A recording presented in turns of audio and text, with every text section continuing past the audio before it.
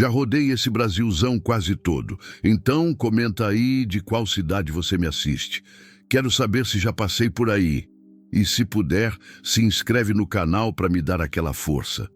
48 anos nas costas e mais da metade deles grudados no volante.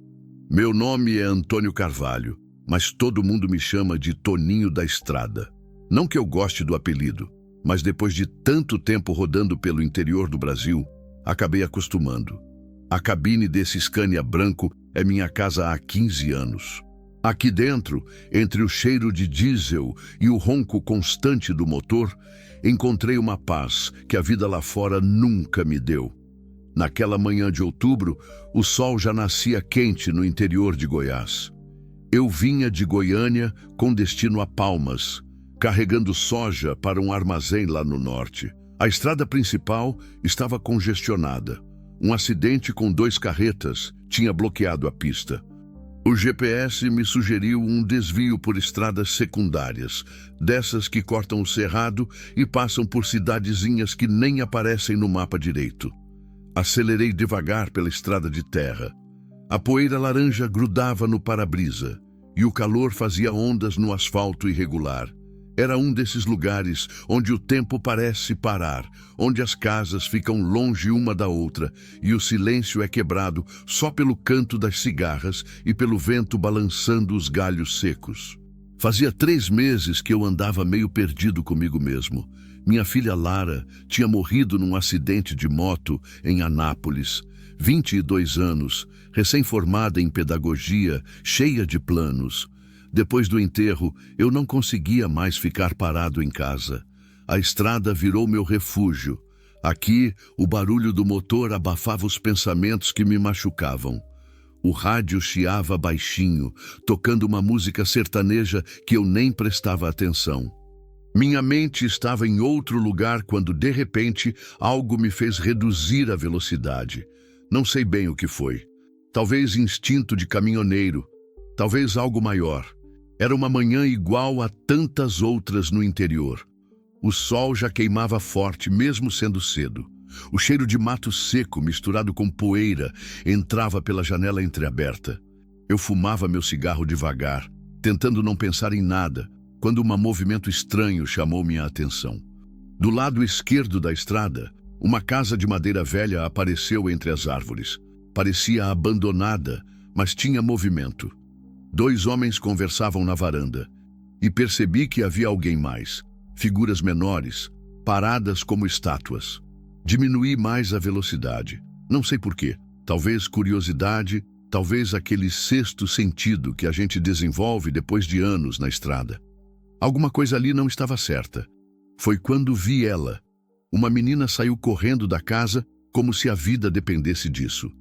Descalça, vestido rasgado, cabelos soltos voando atrás dela.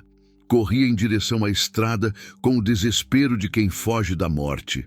Atrás dela, 2 homens gritavam e corriam também. Não pensei 2 vezes. Pisei no freio com força, fazendo o caminhão parar numa nuvem de poeira. Desliguei o motor e desci da cabine. Meu coração batia forte, mas não era de medo. Era de raiva. Uma raiva que eu conhecia bem.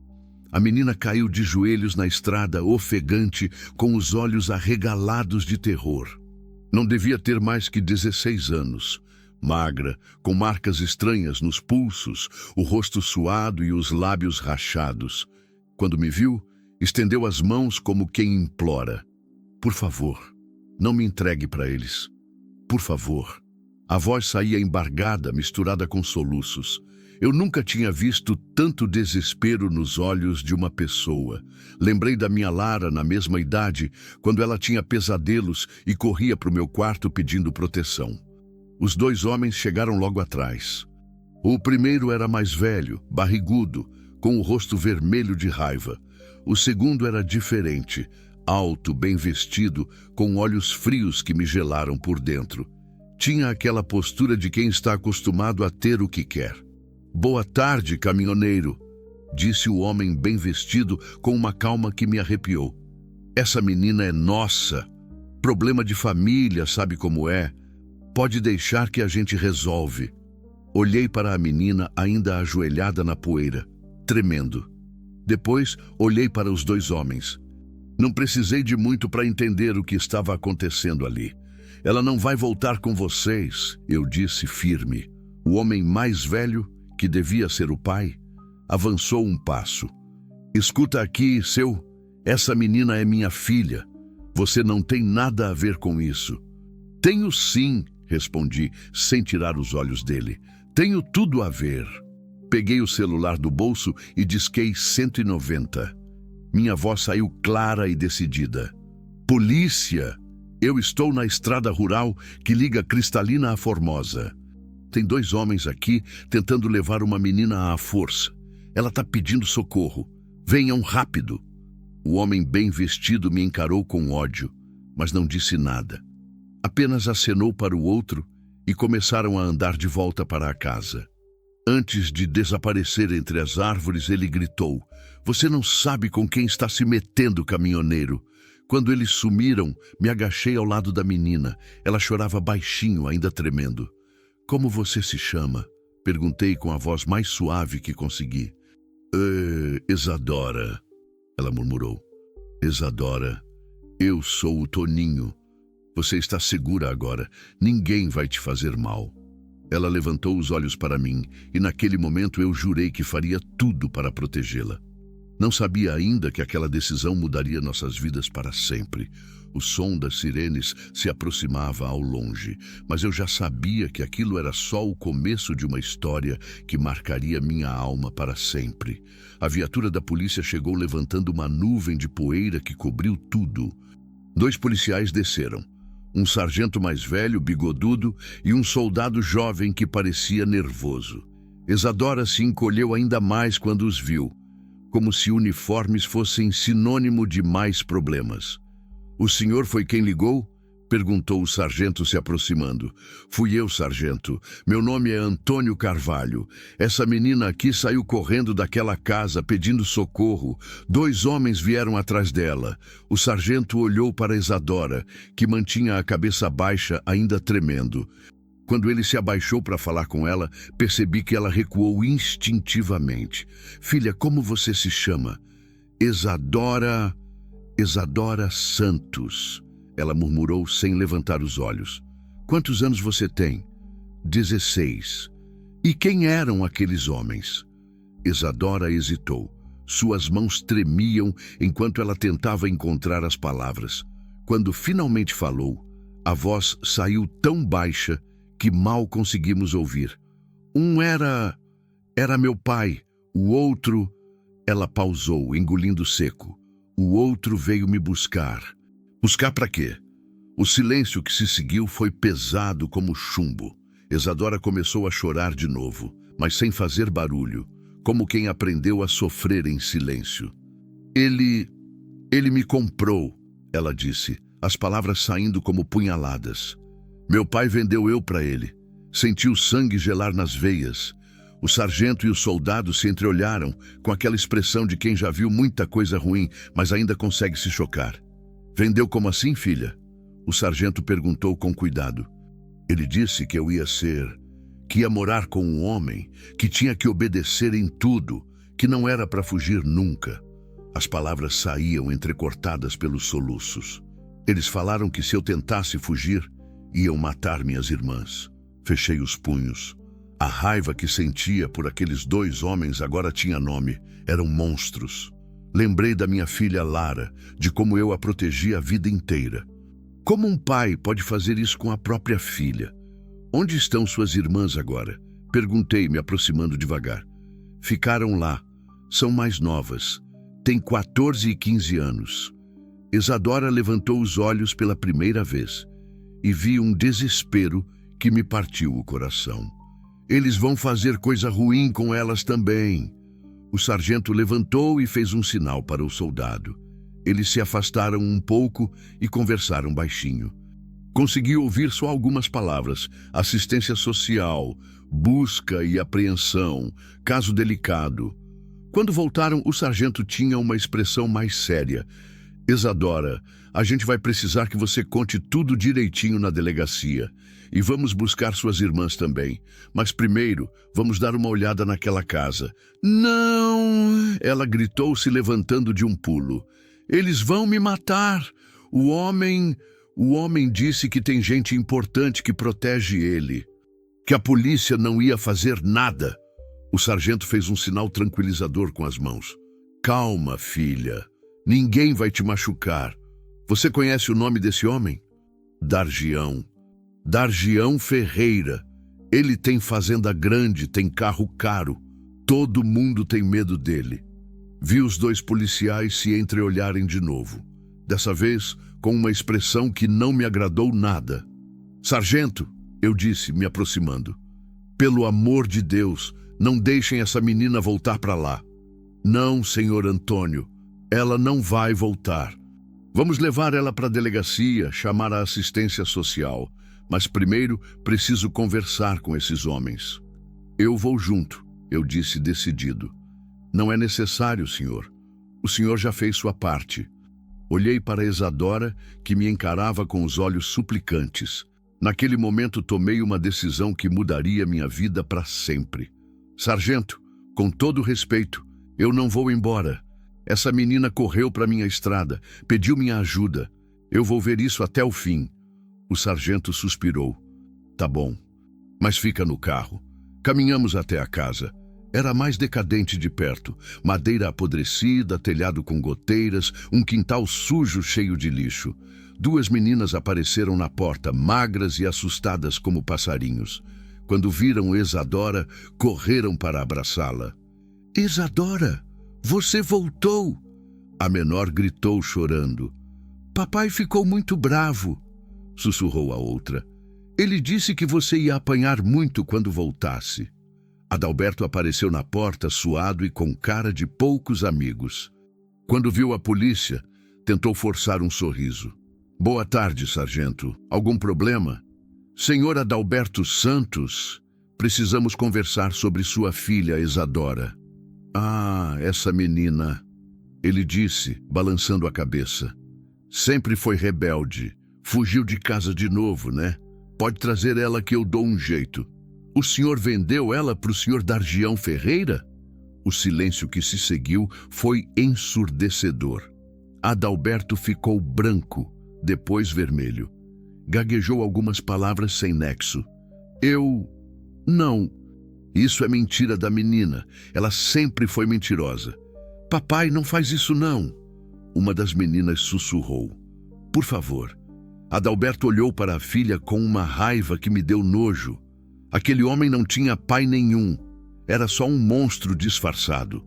Senhor Adalberto, o senhor vai ter que nos acompanhar para a delegacia e essas meninas vão ser entregues para a assistência social. Vocês não podem fazer isso. Elas são minhas filhas. Podemos sim, senhor. E vamos. Enquanto os policiais lidavam com Adalberto, me aproximei das três meninas. Estavam abraçadas, chorando baixinho. Isadora me olhou com um misto de gratidão e medo. Moço, ela disse, segurando minha mão. Obrigada. Se o senhor não tivesse parado... Não consegui terminar a frase por ela. Algumas coisas são pesadas demais para serem ditas. Isadora, tudo vai ficar bem agora. Eu prometo. Ela apertou minha mão mais forte e naquele momento eu soube que aquela promessa não era só uma frase de consolação. Era um compromisso que eu pretendia cumprir até o fim. Quando voltávamos para a delegacia, com Adalberto algemado no banco de trás da viatura e as três meninas no meu caminhão, Isadora sussurrou. Moço, e se o Dargião vier atrás de mim? Ele disse que sempre consegue o que quer. Olhei para ela pelo retrovisor. Seus olhos ainda carregavam todo o medo do mundo, mas havia algo diferente ali. Uma fagulha de esperança. Ele não vai conseguir te pegar, Isadora. Eu não vou deixar. E naquele momento, eu sabia que estava falando a verdade. Não importava o que acontecesse, eu não ia abandonar aquela menina. Talvez porque ela me lembrava da minha Lara. Talvez porque eu finalmente tinha encontrado um propósito para minha vida vazia. Ou talvez porque alguns encontros são destino e a gente não tem escolha senão segui-los até o fim. A delegacia de Formosa era pequena, com aquele cheiro de café velho e cigarro que toda repartição pública tem. 3 cadeiras de plástico, uma mesa de madeira riscada e um ventilador que fazia mais barulho que vento. Isadora estava sentada ao meu lado, ainda tremendo, enquanto suas irmãs foram levadas para uma sala separada pela assistente social. O delegado era um homem cansado, com cara de quem já viu muita coisa ruim. Dr. Marcos se apresentou. Cabelo grisalho, óculos de grau, uma paciência que parecia estar no limite. Isadora, minha filha, eu sei que é difícil, mas preciso que você me conte tudo desde o começo. Pode falar devagar, sem pressa. Ela olhou para mim antes de começar. Fiz um sinal com a cabeça, encorajando. Sua voz saiu fraca, mas firme. Faz 3 meses que minha mãe morreu. Câncer. Depois disso, papai começou a beber mais. Dizia que não tinha dinheiro para criar 3 meninas sozinho. Ela pausou, limpando as lágrimas. Aí o senhor Dargião apareceu lá em casa. Como foi esse primeiro encontro? Ele chegou de carro grande, bonito, falou que conhecia papai de muito tempo. Eles conversaram na cozinha, mas eu escutei tudo. Ele disse que queria uma menina nova para morar com ele, que ia pagar bem. O delegado anotava tudo, mas eu via que ele estava incomodado. Suas mãos tremiam um pouco enquanto escrevia. E seu pai concordou?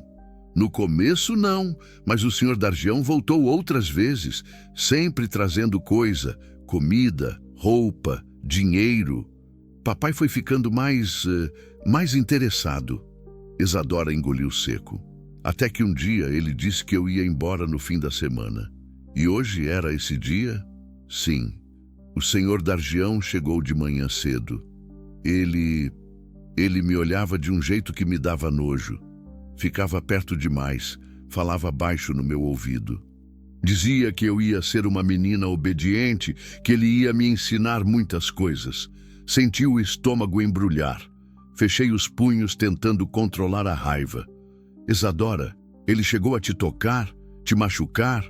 Não, mas ele falou que depois que eu fosse para a casa dele, eu ia ser só dele, que não podia mais falar com ninguém, que não podia sair, que se eu tentasse fugir, ele ia mandar matar minhas irmãs.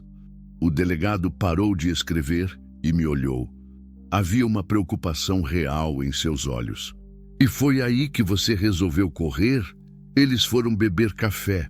Eu escutei o senhor Dargião falando para o papai que ia me levar hoje mesmo, que já tinha tudo arrumado. Aí eu lembrei da minha mãe. Antes de morrer, ela me disse: filha, se um dia você precisar correr, corra.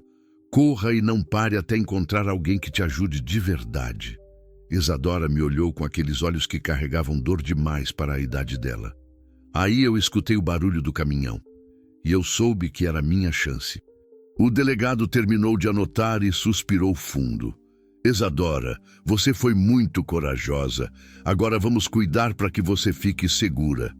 Doutor, eu disse, me inclinando para a frente. E esse tal de Dargião? Que medidas vão ser tomadas? O delegado tirou os óculos e esfregou os olhos.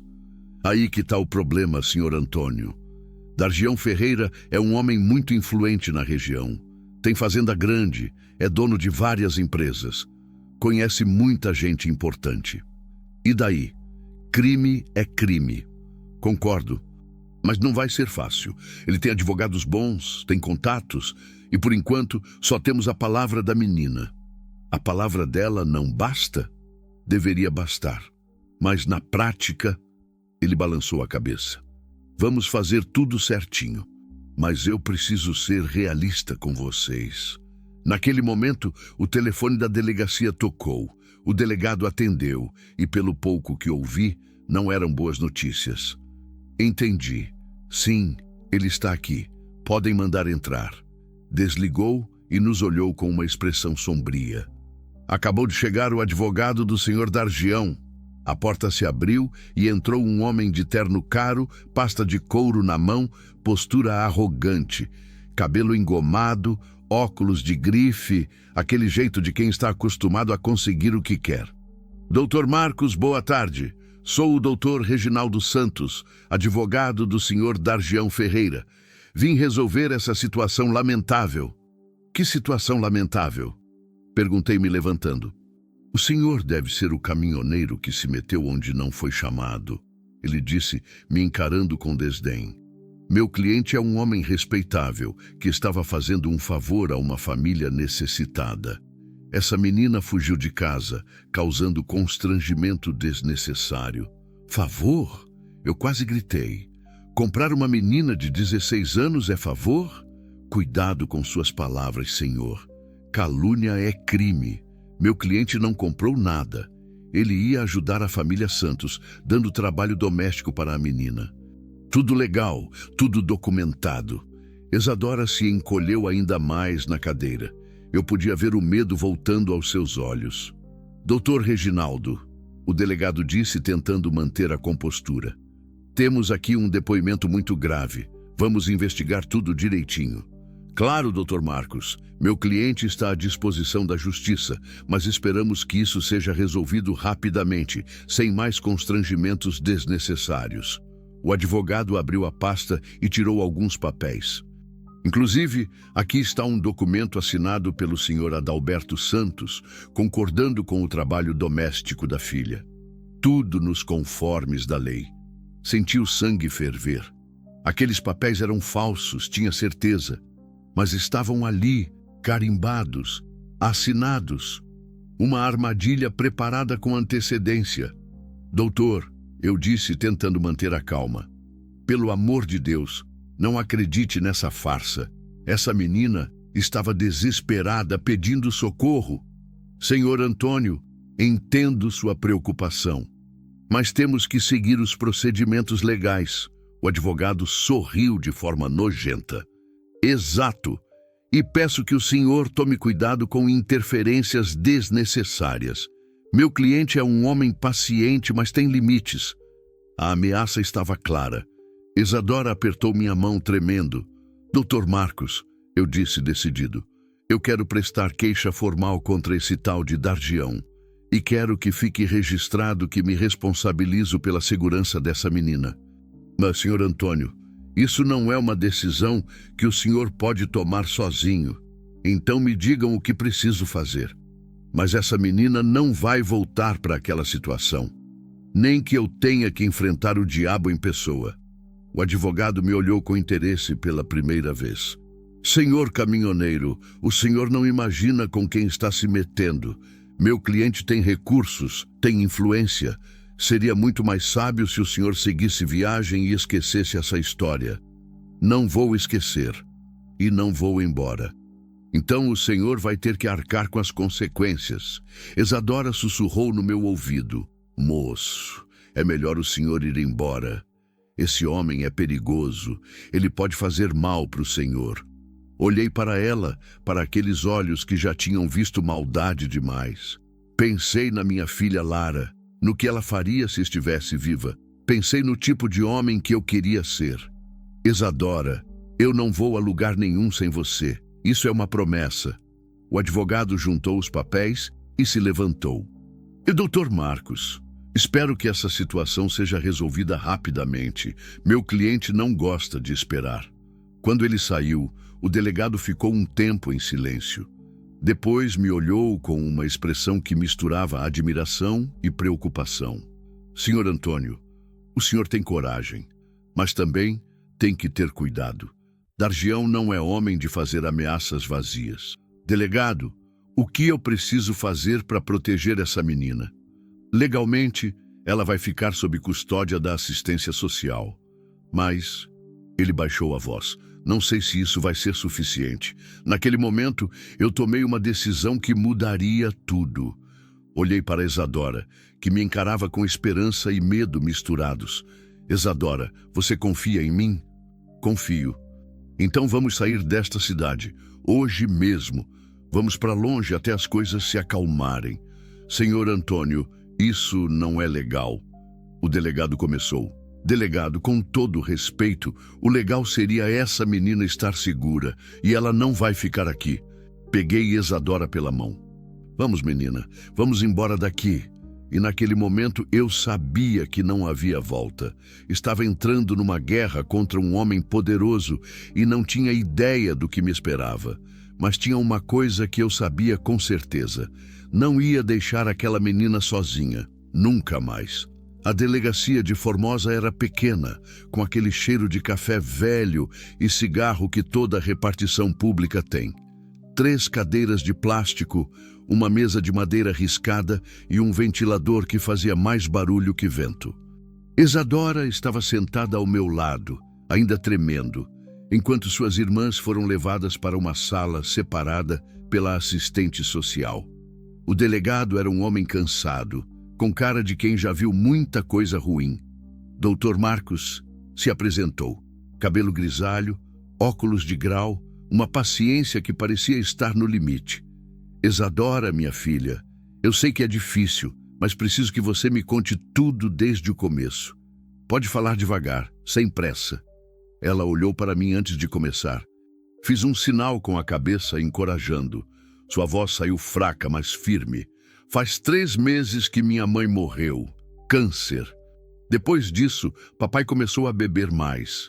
Dizia que não tinha dinheiro para criar 3 meninas sozinho. Ela pausou, limpando as lágrimas. Aí o Sr. Dargião apareceu lá em casa. Como foi esse primeiro encontro? Ele chegou de carro grande, bonito, falou que conhecia papai de muito tempo. Eles conversaram na cozinha, mas eu escutei tudo. Ele disse que queria uma menina nova para morar com ele, que ia pagar bem. O delegado anotava tudo, mas eu via que ele estava incomodado. Suas mãos tremiam um pouco enquanto escrevia. E seu pai concordou? No começo, não. Mas o Sr. Dargião voltou outras vezes, sempre trazendo coisa, comida, roupa, dinheiro. Papai foi ficando mais interessado. Isadora engoliu seco. Até que um dia ele disse que eu ia embora no fim da semana. E hoje era esse dia? Sim. O Sr. Dargião chegou de manhã cedo. Ele me olhava de um jeito que me dava nojo. Ficava perto demais, falava baixo no meu ouvido. Dizia que eu ia ser uma menina obediente, que ele ia me ensinar muitas coisas. Senti o estômago embrulhar. Fechei os punhos tentando controlar a raiva. Isadora, ele chegou a te tocar, te machucar? Não, mas ele falou que depois que eu fosse para a casa dele, eu ia ser só dele. Que não podia mais falar com ninguém, que não podia sair. Que se eu tentasse fugir, ele ia mandar matar minhas irmãs. O delegado parou de escrever e me olhou. Havia uma preocupação real em seus olhos. E foi aí que você resolveu correr? Eles foram beber café. Eu escutei o Sr. Dargião falando para o papai que ia me levar hoje mesmo, que já tinha tudo arrumado. Aí eu lembrei da minha mãe. Antes de morrer, ela me disse: filha, se um dia você precisar correr, corra. Corra e não pare até encontrar alguém que te ajude de verdade. Isadora me olhou com aqueles olhos que carregavam dor demais para a idade dela. Aí eu escutei o barulho do caminhão e eu soube que era a minha chance. O delegado terminou de anotar e suspirou fundo. Isadora, você foi muito corajosa. Agora vamos cuidar para que você fique segura. Doutor, eu disse, me inclinando para a frente, e esse tal de Dargião, que medidas vão ser tomadas? O delegado tirou os óculos e esfregou os olhos. Aí que está o problema, senhor Antônio. Dargião Ferreira é um homem muito influente na região. Tem fazenda grande, é dono de várias empresas, conhece muita gente importante. E daí? Crime é crime. Concordo, mas não vai ser fácil. Ele tem advogados bons, tem contatos. E por enquanto, só temos a palavra da menina. A palavra dela não basta? Deveria bastar. Mas na prática, ele balançou a cabeça. Vamos fazer tudo certinho. Mas eu preciso ser realista com vocês. Naquele momento, o telefone da delegacia tocou. O delegado atendeu, e pelo pouco que ouvi, não eram boas notícias. Entendi. Sim, ele está aqui. Podem mandar entrar. Desligou e nos olhou com uma expressão sombria. Acabou de chegar o advogado do Sr. Dargião. A porta se abriu e entrou um homem de terno caro, pasta de couro na mão, postura arrogante, cabelo engomado, óculos de grife, aquele jeito de quem está acostumado a conseguir o que quer. Doutor Marcos, boa tarde. Sou o doutor Reginaldo Santos, advogado do Sr. Dargião Ferreira. Vim resolver essa situação lamentável. Que situação lamentável? Perguntei, me levantando. O senhor deve ser o caminhoneiro que se meteu onde não foi chamado. Ele disse, me encarando com desdém. Meu cliente é um homem respeitável, que estava fazendo um favor a uma família necessitada.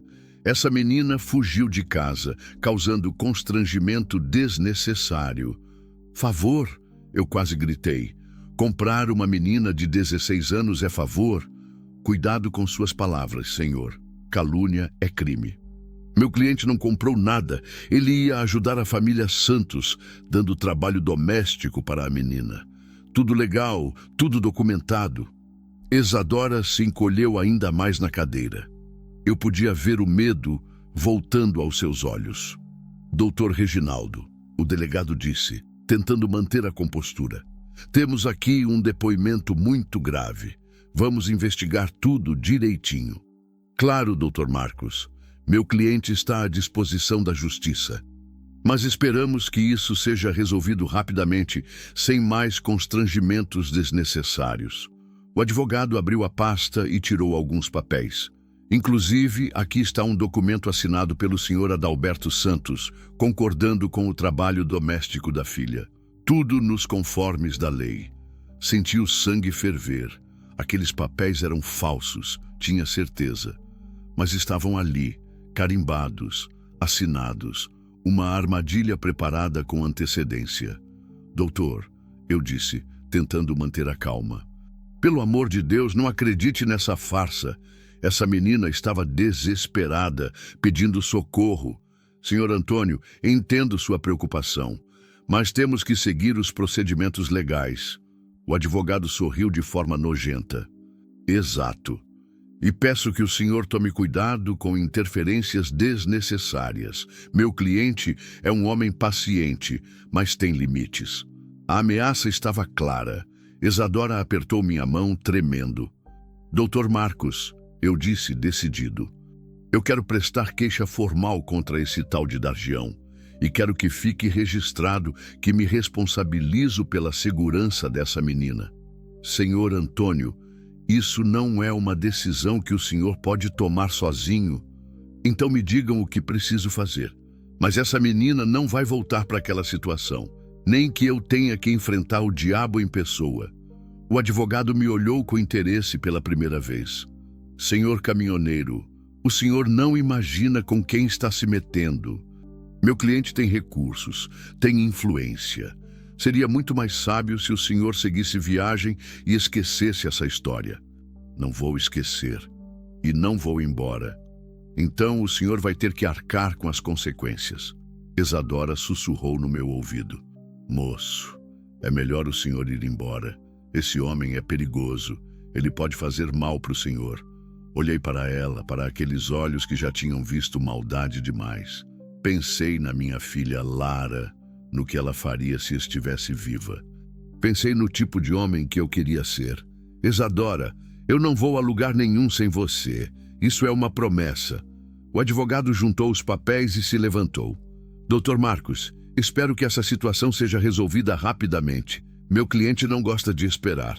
Quando ele saiu, o delegado ficou um tempo em silêncio. Depois me olhou com uma expressão que misturava admiração e preocupação.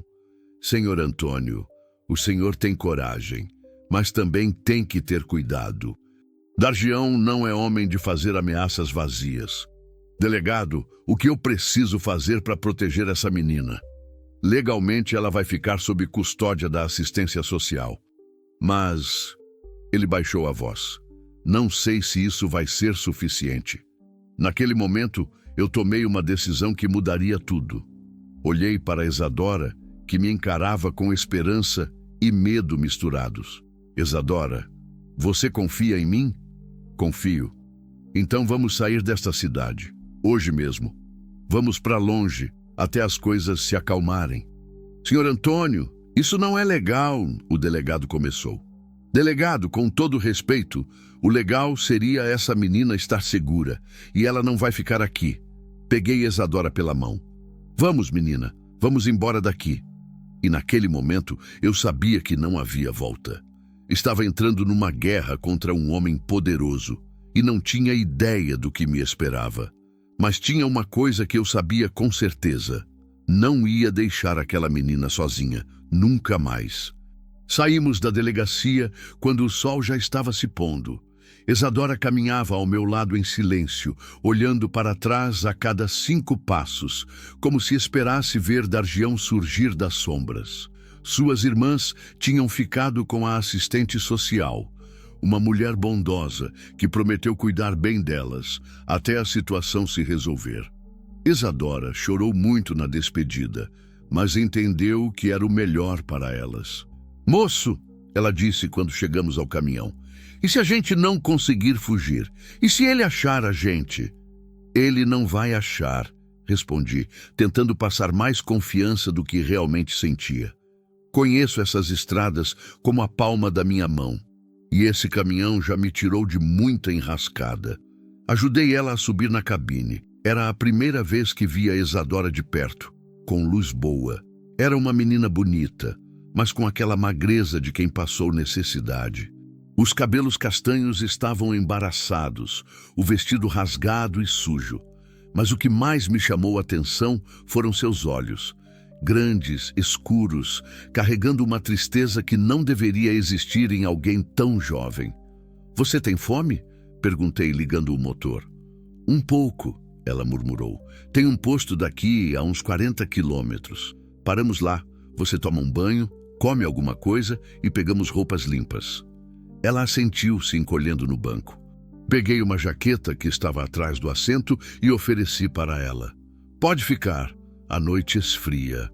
Isadora vestiu a jaqueta, que ficou enorme nela, e sussurrou um obrigada, quase inaudível.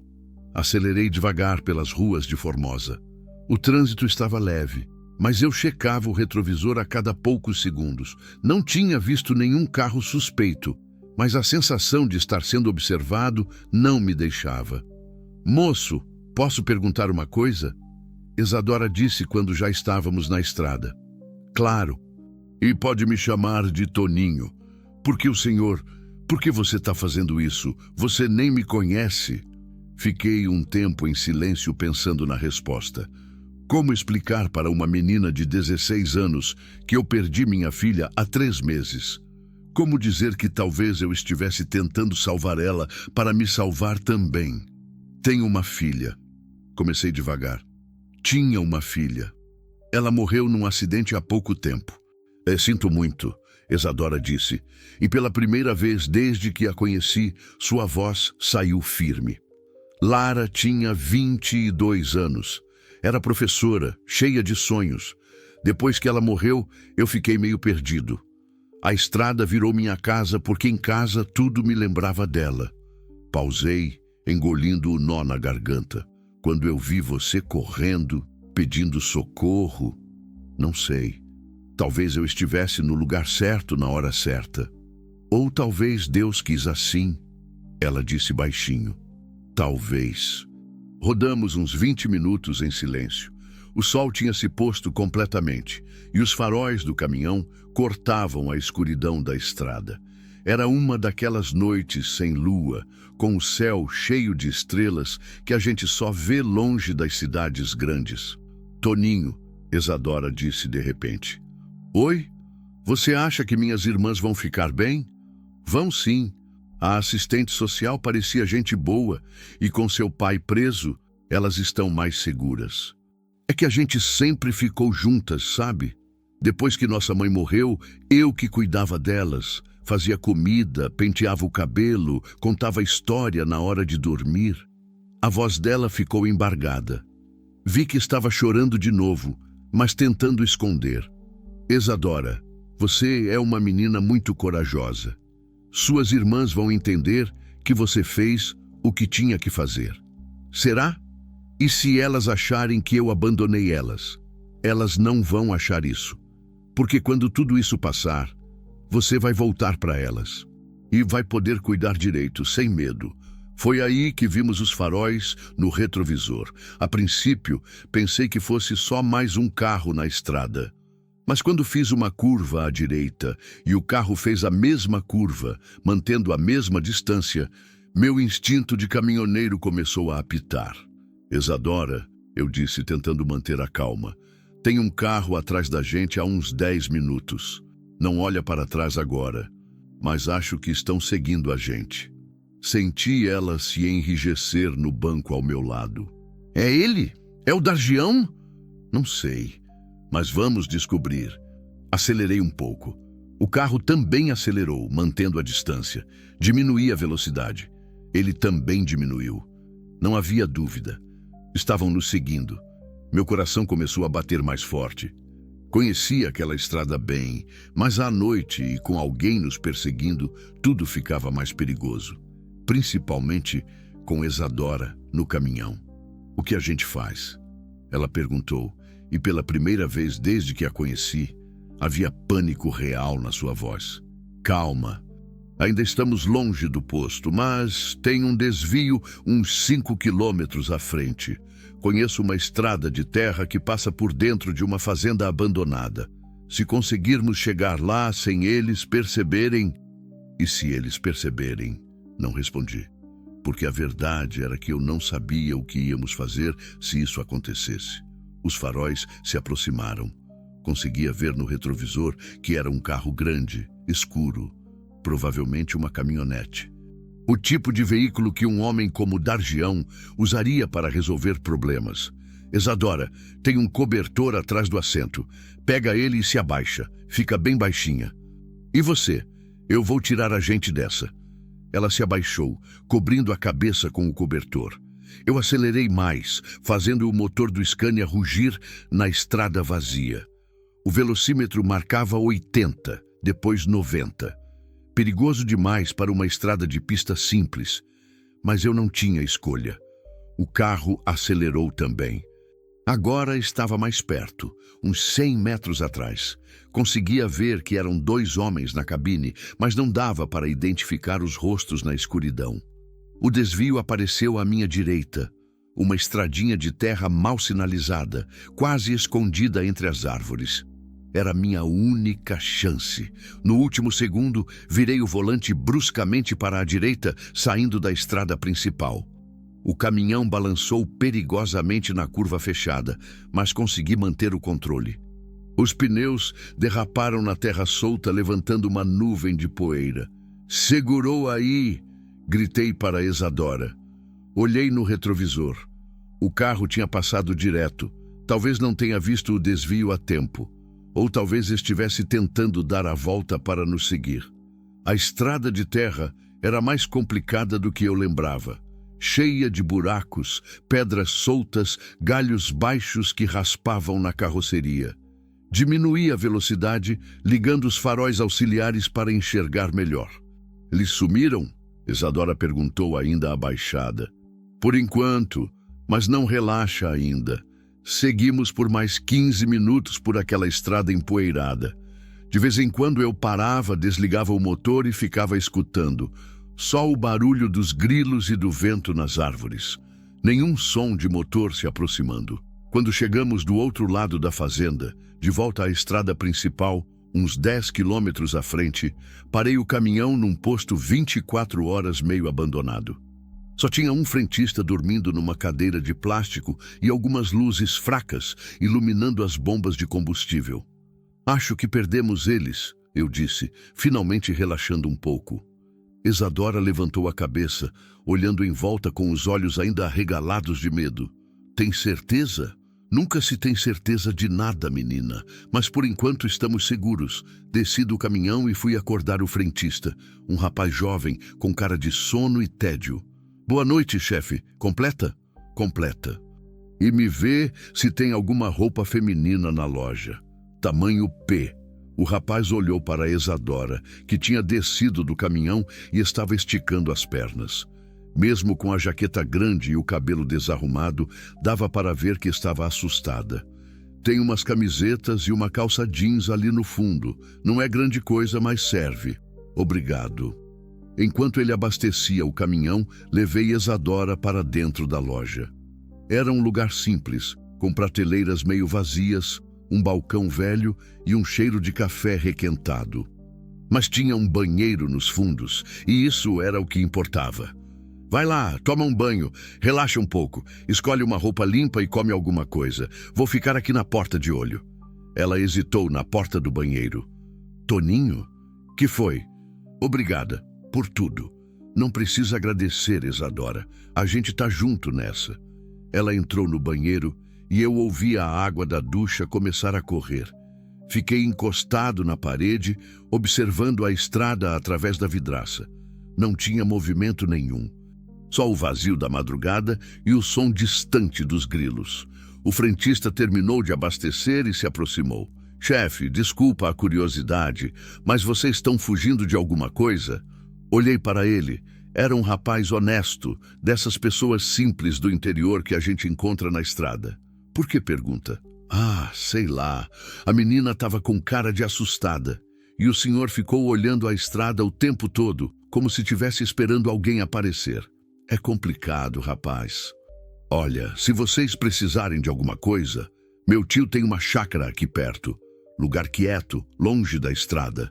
Se quiserem descansar umas horas... Pensei na proposta. Talvez fosse uma boa ideia. Parar, respirar, pensar no próximo passo. Quanto seu tio cobraria? Nada, chefe. Ele gosta de ajudar o pessoal da estrada. Diz que caminhoneiro é família. Naquele momento, Isadora saiu do banheiro. Estava com uma camiseta branca simples e uma calça jeans que ficou um pouco grande, mas pelo menos estava limpa. O cabelo molhado penteado para trás mudava completamente seu rosto. Parecia mais nova, mais frágil. Como você está se sentindo? Perguntei. Melhor, muito melhor. Ela sorriu pela primeira vez desde que a conheci. Um sorriso tímido, mas genuíno. Fazia tempo que eu não tomava um banho quente. Isadora, esse rapaz aqui está oferecendo um lugar para a gente descansar algumas horas. O que você acha? Ela olhou para o frentista, depois para mim. Havia desconfiança em seus olhos. Provavelmente ia demorar muito tempo até ela conseguir confiar em estranhos de novo. É seguro? Meu tio é gente boa, o rapaz disse, e a chácara fica escondida no meio do mato. Ninguém vai achar vocês lá. Tá bom, ela disse depois de uma pausa. Mas não vamos ficar muito tempo, né, Toninho? Não, só até clarear o dia. Aí a gente vê qual rumo tomar. O frentista nos deu as instruções para chegar à chácara, uns 3 quilômetros, estrada adentro, numa trilha quase invisível. Paguei o combustível, comprei alguns pães, refrigerante e biscoitos e voltamos para o caminhão. Isadora, eu disse quando estávamos saindo do posto, tem uma coisa que eu preciso te falar. O quê? Esse negócio todo não vai ser fácil. Dargião tem dinheiro, tem contatos. Ele não vai desistir fácil. Eu sei. Então você precisa entender que talvez a gente tenha que ficar longe por um tempo. Talvez não seja só alguns dias. Ela ficou em silêncio por um momento, olhando pela janela. Toninho, você tem família? Mulher? Filhos? Não. Depois que minha filha morreu, eu fiquei sozinho mesmo. Minha ex-mulher se mudou para Goiânia, refez a vida. Então você não tem nada prendendo você em lugar nenhum? Não. E você? Só minhas irmãs. Mas elas estão seguras agora. E eu... Ela me olhou com uma intensidade que me surpreendeu. Eu não tenho mais nada naquela cidade. Nada bom, pelo menos. O que você quer dizer? Que se for preciso ir embora para longe, eu vou. Prefiro viver fugindo com você do que morrer naquela casa. As palavras dela me atingiram como um soco no peito. Não era só gratidão que eu ouvia na voz dela. Era determinação, coragem e talvez algo mais que eu ainda não conseguia identificar. Isadora, você tem 16 anos. Tem a vida toda pela frente. Não pode jogar tudo fora por causa de um cara como eu. Você não tá ouvindo, Toninho. Eu não tinha vida nenhuma lá. Você me deu uma vida, me deu esperança. Chegamos à trilha que o frentista tinha indicado. Era quase invisível no escuro, marcada apenas por 2 pedras brancas. Entrei devagar, com os faróis no máximo, abrindo caminho entre as árvores fechadas. A chácara apareceu depois de uns 5 minutos. Uma casa simples de madeira, com uma varanda na frente e algumas árvores frutíferas ao redor. Estava tudo escuro, mas parecia habitada. Um cachorro latiu quando paramos, mas foi um latido amigável de quem está cumprimentando visita. Um homem idoso apareceu na varanda, acendendo uma lamparina.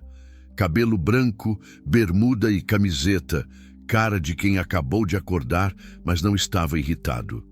Boa noite, vocês devem ser os amigos do Júnior. Isso mesmo, seu... Chama eu de seu Zé. Júnior me ligou, disse que vocês precisavam de um lugar para descansar. Se não for incômodo, incomodo nada. Entra. A casa é simples, mas tem cama limpa e café quentinho. Descemos do caminhão. Isadora estava tensa de novo, mas quando viu seu Zé, um velhinho simpático de uns 70 anos, relaxou um pouco. Menina, você tá com cara de quem passou perrengue, ele disse para Isadora. Vem cá, vem tomar um café com leite bem gostoso. Entramos na casa. Era simples mesmo, mas limpa e aconchegante. Cheiro de café e bolo caseiro. Fotos de família nas paredes, um sofá velho mas confortável, uma mesa de madeira no centro. Senta aí, seu Zé disse, indicando a mesa. Vou esquentar o café. Enquanto ele mexia no fogão, Isadora se aproximou de mim. Toninho, você acha que a gente pode confiar nele? Acho que sim, mas fica esperta mesmo assim. Seu Zé voltou com uma bandeja, café com leite, pão caseiro, queijo e um doce de leite que cheirava a céu. Comam à vontade. E depois tem um quarto ali nos fundos, com 2 camas. Podem descansar o quanto precisar. Seu Zé, eu disse, o senhor não quer saber por que estamos aqui? Rapaz, eu tenho 72 anos. Já vi muita coisa nessa vida. Aprendi que às vezes é melhor não perguntar. Às vezes é melhor só ajudar. Comemos em silêncio. O café com leite estava delicioso. O pão quentinho se desfazia na boca. Isadora comeu com fome de quem ficou muito tempo sem comida decente. Estava gostoso, ela disse quando terminou. Fico feliz, menina. Agora vai descansar. Amanhã a vida continua. O quarto nos fundos era pequeno, mas aconchegante. 2 camas de solteiro, um guarda-roupa velho, uma janela que dava para um quintal cheio de árvores. Seu Zé trouxe lençóis limpos e toalhas. Qualquer coisa me chamem. Vou ficar na sala vendo televisão. Quando ficamos sozinhos, um silêncio estranho pairou no ar. Era a primeira vez que estávamos num lugar fechado, sozinhos, longe do perigo imediato.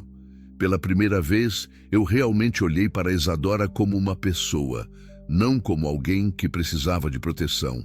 Ela estava sentada na beira de uma das camas, mexendo nervosamente nas mãos. O cabelo ainda úmido caía sobre os ombros e a camiseta branca destacava sua pele morena. Era bonita, mais bonita do que eu tinha percebido no meio de toda aquela confusão. Toninho? Que foi? Você se arrepende de ter parado para me ajudar? Não. Por quê? Porque agora você está fugindo também. Deixou sua vida para trás por causa de uma menina que você nem conhece. Sentei na outra cama, de frente para ela.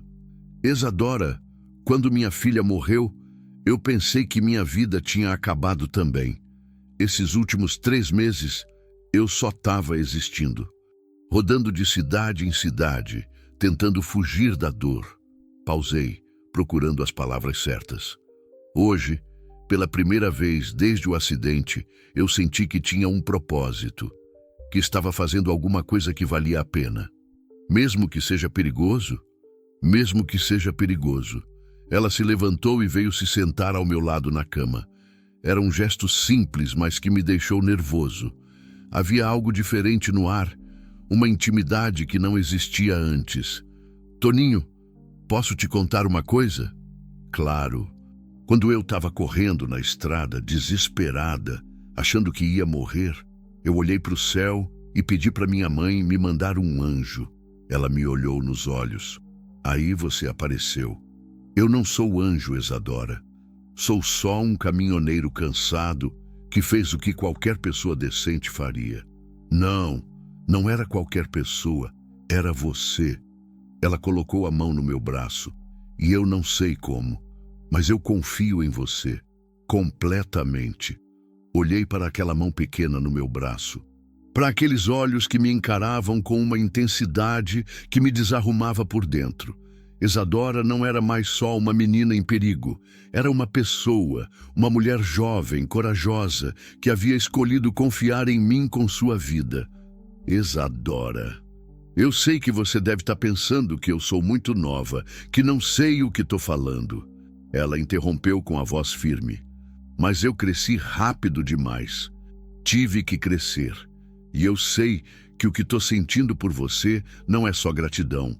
Meu coração disparou. Havia algo no ar entre nós, algo que eu não sabia como lidar. Ela era jovem demais, tinha acabado de sair de uma situação traumática. Mas ao mesmo tempo havia uma maturidade em seus olhos, uma força que me atraía.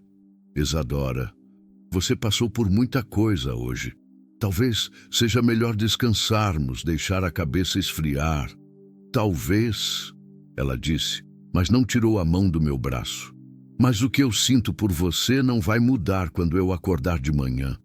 Ficamos assim por um tempo, em silêncio, apenas nos olhando. Havia perguntas no ar que nenhum de nós sabia como fazer. Sentimentos que estavam nascendo no meio do caos, da fuga, do perigo. Toninho? Obrigada por me fazer sentir segura de novo. Obrigado por me fazer sentir vivo de novo. Ela sorriu, aquele sorriso tímido que me desarrumava. A gente devia dormir, eu disse, embora não tivesse vontade nenhuma de me afastar dela. Devia, ela concordou, mas também não se moveu. Foi quando ouvimos o barulho de motor lá fora. Ambos congelamos. Isadora apertou meu braço com força, os olhos se arregalando de medo. Eles acharam a gente? Ela sussurrou. Levantei devagar, me aproximando da janela. Através das cortinas, consegui ver os faróis de um carro se aproximando da casa. Meu estômago se contraiu. Fica aqui, murmurei para Isadora. Não faz barulho. Saí do quarto e fui até a sala. Seu Zé estava na varanda conversando com alguém. Não conseguia ouvir o que falavam, mas pela postura do velho parecia tranquilo. Alguns minutos depois, ele entrou na casa. Pessoal, era só um conhecido meu que passou para deixar uns ovos. Não tem problema nenhum. Respirei aliviado, mas a adrenalina ainda corria nas minhas veias. Voltei para o quarto, onde Isadora estava sentada na cama, tensa como uma mola. Era só um conhecido do seu Zé, eu disse. Ela suspirou, relaxando os ombros. Meu Deus, eu achei que... Eu sei, mas estamos seguros. Ela se levantou e veio até mim. Dessa vez não hesitou. Me abraçou forte, escondendo o rosto no meu peito. Senti seu corpo tremendo contra o meu.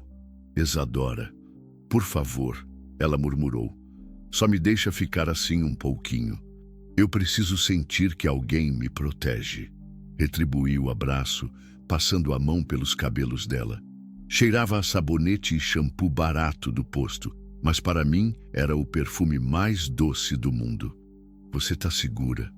Murmurei. Eu tô aqui. Ficamos assim por um tempo que pareceu eterno. Eu tentando ignorar como era bom ter alguém nos meus braços de novo. Ela tentando absorver toda a segurança que eu podia oferecer.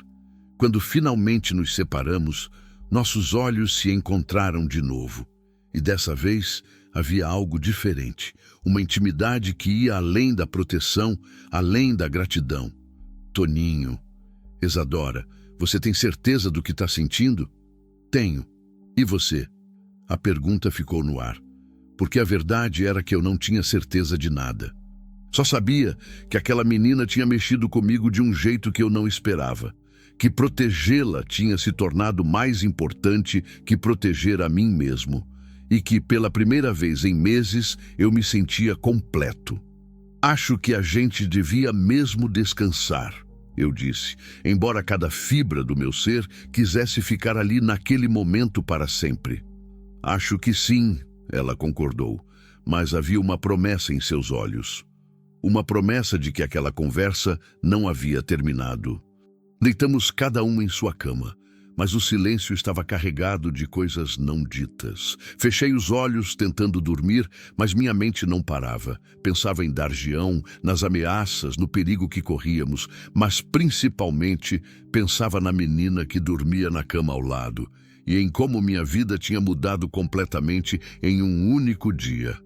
Quando finalmente consegui adormecer, sonhei com estradas sem fim, com perseguições que nunca terminavam e com olhos escuros que me olhavam com uma confiança que eu não sabia se merecia. Não sabia ainda que aquele era apenas o começo de uma jornada que testaria todos os nossos limites, que nos levaria aos cantos mais escuros do país e que mudaria para sempre quem éramos. Tudo o que eu sabia era que, pela primeira vez em muito tempo, eu não estava sozinho na estrada. E isso fazia toda a diferença do mundo. Acordei com o barulho de motores. Não era o som distante de carros na estrada. Eram vários veículos se aproximando da chácara, devagar, como quem não quer ser percebido. Olhei para o relógio no criado mudo. 4:30 da manhã. Ainda estava escuro lá fora. Isadora dormia profundamente na cama ao lado, com o rosto relaxado pela primeira vez desde que a conheci. Parecia mais jovem assim, vulnerável. Meu peito se apertou ao pensar que talvez tivéssemos sido encontrados. Levantei sem fazer barulho e me aproximei da janela. Através da cortina, consegui ver 3 carros escuros parados na entrada da trilha. Homens saíam dos veículos, pelo menos 6 ou 7, movendo-se com a coordenação de quem sabia o que estava fazendo. Alguns tinham lanternas, outros algo que parecia armas. Meu sangue gelou. Isadora, sussurrei tocando seu ombro. Isadora, acorda, devagar. Ela abriu os olhos imediatamente, como quem havia aprendido a despertar ao menor sinal de perigo. O que foi? Eles acharam a gente. Tem homens lá fora. Vi o terror voltando aos olhos dela. Em segundos, estava completamente desperta, sentada na cama. Quantos? Muitos. E estão armados. Ouvimos passos na varanda da frente. Vozes baixas, mas firmes. Alguém bateu na porta principal. 3 batidas secas, autoritárias. Seu José! Uma voz gritou. Abre aí! Queremos só conversar! Ouvi seu Zé se movendo na sala, resmungando como quem acabou de acordar. Suas chinelas arrastavam no chão de madeira. Quem é? Que horas são essas? Polícia, seu José. Precisamos dar uma olhada na sua propriedade. Isadora me agarrou pelo braço. Toninho, eles não são polícia. Polícia não vem de madrugada assim, em vários carros. Ela estava certa. Aquilo tinha cara de milícia particular, do tipo que homens como Dargião contratam para resolver problemas. Tem alguma saída pelos fundos? Perguntei. Acho que sim. Pela janela do banheiro, talvez. Peguei nossas poucas coisas. Minha carteira, as chaves do caminhão, o celular. Isadora calçou os tênis que tinha comprado no posto, tremendo. Ouvimos seu Zé abrindo a porta da frente. Boa noite, senhores. Posso ajudar em alguma coisa? Estamos procurando um caminhoneiro e uma menina. Informações dão conta que eles passaram por aqui. Rapaz, não passou ninguém aqui não. Só eu mesmo, sozinho, como sempre. Seu José, não queremos problema com o senhor. Só queremos os 2. Entrega eles pra gente e todo mundo volta pra casa em paz. Eu já disse que não tem ninguém aqui. Houve uma pausa. Depois, ouvimos passos pesados entrando na casa. Então, o senhor não se importa se a gente der uma olhadinha, né? Saímos do quarto pelos fundos, caminhando nas pontas dos pés. A casa de seu Zé era pequena. Sala, cozinha, banheiro e 2 quartos. Se eles começassem a procurar metodicamente, nos achariam em poucos minutos. O banheiro ficava no final de um corredor estreito. Tinha uma janela pequena que dava para o quintal dos fundos, onde seu Zé plantava algumas verduras entre as árvores frutíferas. "Consegue passar?" Sussurrei para Isadora. Ela assentiu. Era magra, ia conseguir passar pela janela sem problema. Eu, que talvez tivesse dificuldade. Ouvimos passos se aproximando do corredor. Vozes baixas, mas autoritárias. "Verifica os quartos. Eu vou dar uma olhada na cozinha." Isadora subiu no vaso sanitário e começou a abrir a janela. As dobradiças rangeram baixinho, um som que nos fez congelar. Paramos esperando. Nenhum sinal de que alguém havia ouvido. Ela passou pela janela com agilidade, caindo silenciosamente do outro lado. Eu subi no vaso, mas meu corpo era maior, mais pesado. A janela era apertada. Foi quando ouvi a voz que me gelou o sangue. "Toninho, eu sei que você tá aí." Era uma voz diferente das outras, mais refinada, educada, dargião. "Vamos parar com essa brincadeira. Você não tem para onde correr." Consegui passar metade do corpo pela janela, mas meu quadril travou. Isadora estava do lado de fora, me puxando pelos braços. "Força, Toninho! Você consegue! Caminhoneiro!" Dargião gritou de novo. "Você está se metendo numa situação que não tem como ganhar. Eu tenho dinheiro, tenho homens, tenho contatos. E você tem o quê?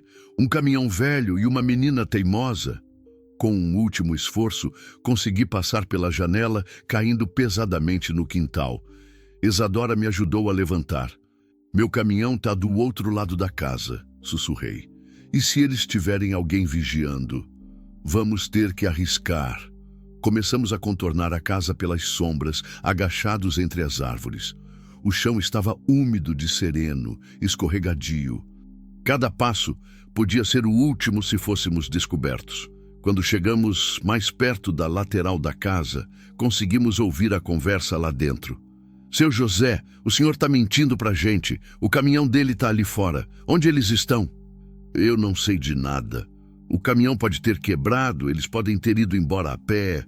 "Não brinca comigo, velho. Minha paciência tem limite." Ouvi um barulho seco, como se alguém tivesse empurrado seu Zé contra a parede. Isadora segurou minha mão, apertando forte. "Não machuquem o velhinho", ela sussurrou. "Ele não tem culpa de nada." "Eu sei, mas se a gente aparecer agora, vai ser pior para ele." Chegamos até onde o caminhão estava estacionado. Havia um homem encostado no capô, fumando um cigarro. Alto, forte, com cara de poucos amigos, obviamente um dos capangas de Dargião. "Merda", murmurei. "E agora?" Olhei em volta.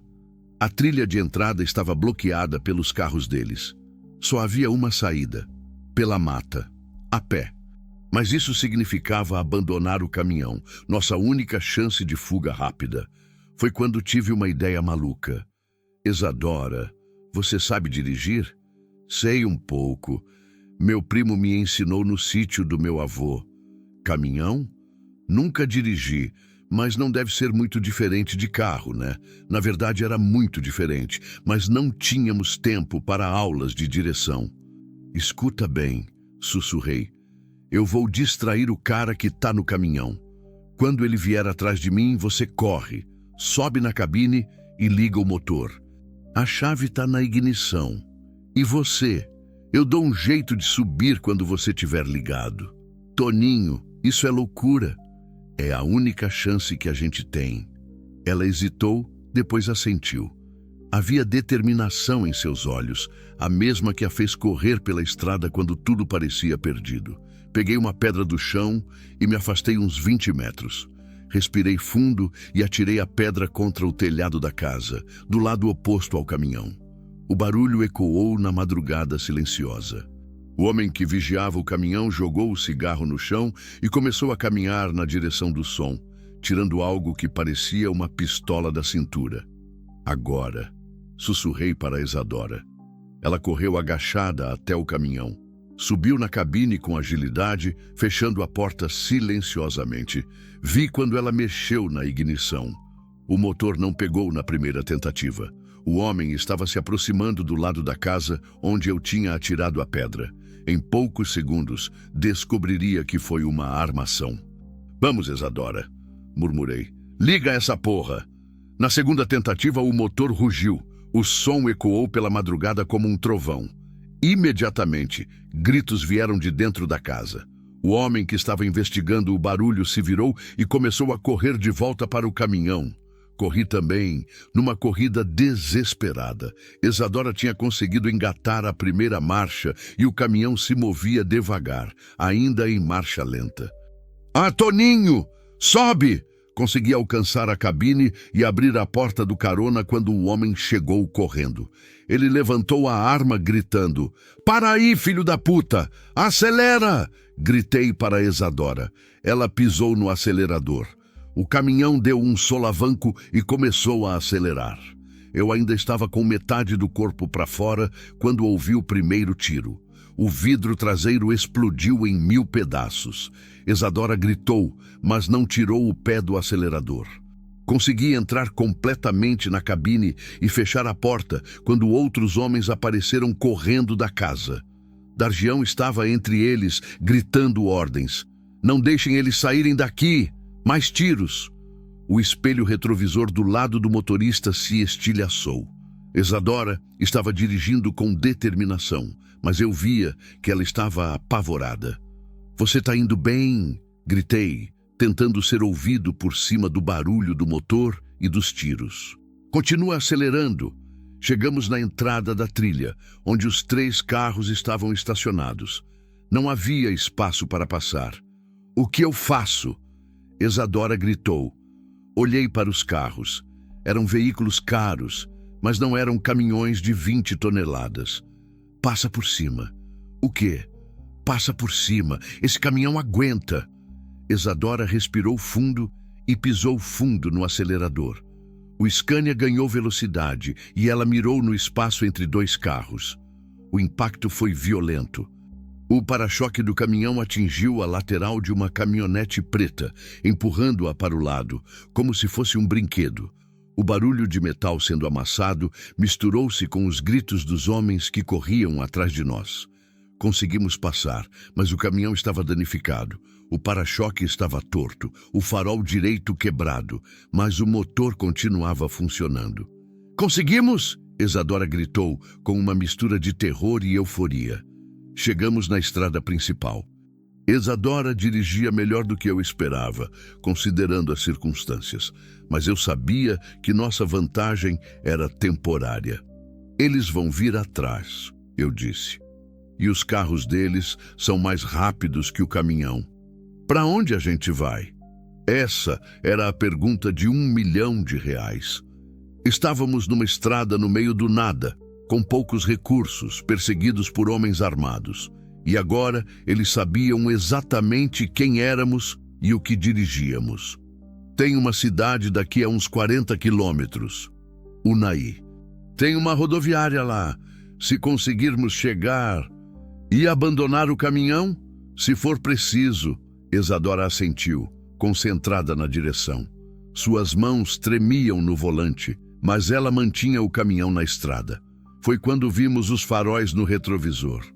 2 carros se aproximando rapidamente. Não havia dúvida. Eram eles. "Merda", murmurei. "Eles estão vindo?" "Tão. E vão nos alcançar antes da cidade." O primeiro carro estava ganhando terreno rapidamente. Em poucos minutos, estaria ao nosso lado. "Isadora, quando eu mandar, você vira o volante bem forte para a direita. Entendeu?" "Entendi. Mas por quê?" "Porque eles vão tentar nos fechar. E a única chance que a gente tem é usar o peso do caminhão a nosso favor." O carro se aproximou do nosso lado esquerdo. Consegui ver 2 homens na cabine, o motorista e um passageiro que apontava algo na nossa direção. "Agora! Vira!" Isadora virou o volante bruscamente. O caminhão derrapou para a direita, as rodas traseiras perdendo aderência.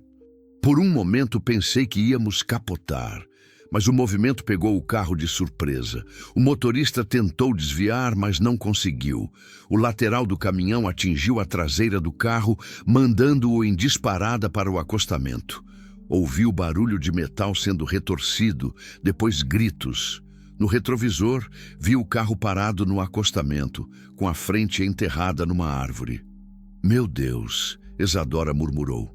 A gente matou alguém? Não sei, mas eles que vieram atrás da gente. O segundo carro ainda estava nos perseguindo, mas agora mantinha uma distância maior. Provavelmente tinham visto o que aconteceu com o primeiro e estavam sendo mais cautelosos, mas nossa vantagem não durou muito. O carro acelerou de novo, se aproximando pela direita dessa vez. Toninho, eu não consigo fazer isso de novo. Tô com muito medo. Olhei para ela. Isadora estava pálida, suando frio, mas ainda mantinha o caminhão na estrada. Era mais corajosa do que qualquer pessoa que eu conhecia. Você não precisa fazer nada, me deixa dirigir, mas muda de lugar comigo, devagar. Era uma manobra perigosa, trocar de lugar enquanto dirigíamos a 80 por hora numa estrada escura. Mas era nossa única chance. Isadora tirou o pé do acelerador e se espremeu contra a porta. Eu passei por cima dela, assumindo o volante enquanto ela deslizava para o banco do passageiro. O carro aproveitou nossa redução de velocidade para se aproximar ainda mais. Agora estava praticamente ao nosso lado. Foi quando vi Dargião no banco do passageiro. Mesmo no escuro, reconheci seu perfil. Ele me olhou através das janelas e fez um gesto com a mão, passando o dedo pela garganta. A mensagem era clara. Pisei fundo no acelerador. O motor do Scania rugiu e começamos a ganhar velocidade de novo. Mas os carros eram mais ágeis que o caminhão. Não conseguiríamos fugir deles para sempre. Foi quando vi uma placa. Unai. 15 quilômetros. 15 quilômetros. Se conseguíssemos aguentar mais 15 quilômetros... Isadora, pega meu celular, liga para a polícia. Mas você disse que eles têm contatos, liga mesmo assim. Qualquer coisa que atrapalhe eles. Ela discou 190, mas o sinal estava fraco. A ligação caiu antes de completar. O carro de Dargião se aproximou de novo, dessa vez pela esquerda. Vi quando a janela do passageiro desceu. Algo brilhante apareceu, o cano de uma arma. Abaixa! Gritei. Isadora se jogou no chão da cabine. Eu me abaixei o máximo que consegui, ainda dirigindo. O primeiro tiro estilhaçou a janela do meu lado. Cacos de vidro voaram pela cabine. O segundo tiro atingiu o painel, fazendo faíscas. Desviei bruscamente para a direita, saindo da estrada principal. Entramos numa estrada de terra, levantando uma nuvem de poeira. Onde você está indo? Isadora gritou. Não sei. Qualquer lugar longe deles. A estrada de terra era mais estreita, cheia de buracos. O caminhão balançava violentamente, mas pelo menos os carros teriam mais dificuldade para nos acompanhar. Olhei no retrovisor. Eles tinham entrado na estrada de terra também, mas estavam tendo que reduzir a velocidade por causa do terreno irregular.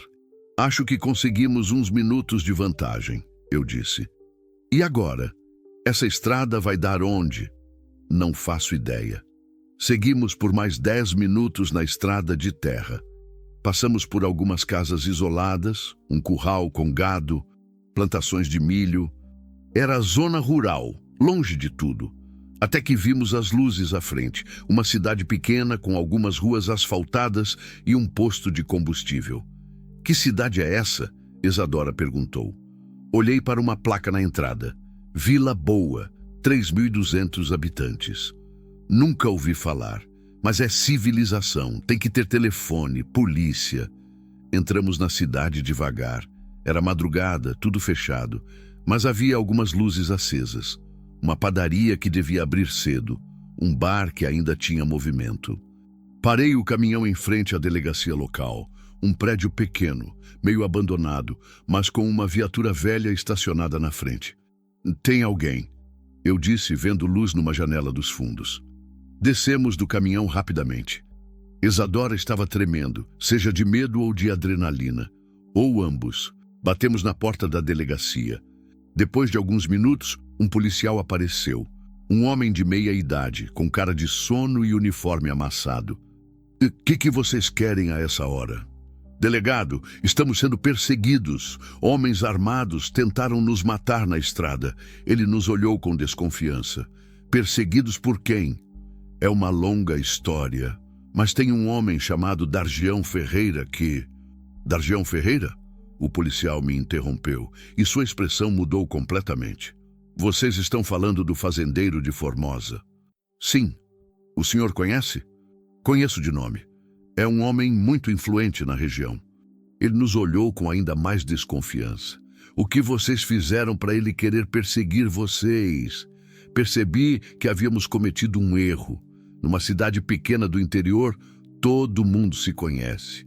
E as influências de homens como Dargião se estendiam muito além de suas cidades de origem. Delegado, essa menina aqui foi vítima de tráfico de pessoas. Eu a ajudei a escapar. Tráfico de pessoas? Isso é acusação muito grave, rapaz. É a verdade. Se o senhor ligar para a delegacia de Formosa, não preciso ligar para lugar nenhum. A voz veio de trás de nós. Nos viramos e vimos Dargião parado na porta da delegacia, com 2 de seus homens. Ele estava calmo, sorrindo, como se estivesse fazendo uma visita social. Boa noite, soldado Miranda. Desculpa incomodar a essa hora. Senhor Dargião, o policial disse imediatamente mais respeitoso. Que surpresa! O que o traz por aqui? Estou atrás desses 2. Ele apontou para nós. Sequestraram uma menina da minha propriedade. Sou tutor legal dela. Senti o mundo desabar. Isadora agarrou meu braço aterrorizada. Senhor Dargião, isso é verdade? O policial perguntou. Infelizmente, sim. A menina é problemática, sempre fugindo. Esse homem a convenceu a ir com ele. Tenho todos os documentos aqui. Dargião tirou uma pasta do carro e mostrou alguns papéis para o policial. Mesmo de longe, consegui ver que pareciam oficiais, carimbados. Está tudo em ordem, soldado Miranda. Só quero levar a menina de volta para casa. Ah, não! Isadora gritou. Ele está mentindo. Ele me comprou do meu pai e ia me usar como escrava. Menina, não fala essas coisas, o policial disse, balançando a cabeça. O senhor Dargião é um homem respeitado. Ela é perturbada, soldado. Dargião disse com uma calma que me dava nojo. Sempre inventando histórias, por isso precisa de cuidados especiais. Olhei para o policial. Vi nos seus olhos que ele já tinha decidido. Não importava o que disséssemos, não importavam as evidências. O poder e a influência de Dargião eram maiores que a verdade. Toninho, Isadora sussurrou, faz alguma coisa. Mas o que eu podia fazer? Estávamos cercados, sem aliados, numa cidade onde Dargião era praticamente dono de tudo. Foi quando ouvi o som que mudou tudo. Sirenes se aproximando, várias sirenes, carros da polícia, pelo som. Dargião franziu a testa, claramente não esperando por aquilo. Que diabos? 3 viaturas da Polícia Rodoviária Federal apareceram na rua, parando em frente à delegacia. Homens desceram rapidamente, armas em punho. Ninguém se move! Um deles gritou. Um sargento se aproximou, olhando diretamente para Dargião. Senhor Dargião Ferreira? Sim, sou eu. Qual o problema, sargento? O senhor está preso por tráfico de pessoas, formação de quadrilha e tentativa de homicídio. O silêncio que se seguiu foi ensurdecedor. Dargião ficou pálido pela primeira vez, desde que o conheci. Isso é um absurdo. Eu não... O senhor tem o direito de permanecer calado. Qualquer coisa que disser poderá ser usada contra o senhor. Enquanto algemavam Dargião e seus homens, o sargento se aproximou de nós. Senhor Antônio? Senhorita Isadora? Sim, eu respondi ainda chocado. Sou o sargento Costa, da PRF. Recebemos uma denúncia da delegacia de Formosa. O delegado Marcos conseguiu rastrear o celular de vocês e acionou nossa equipe de emergência. Isadora começou a chorar. mas dessa vez eram lágrimas de alívio.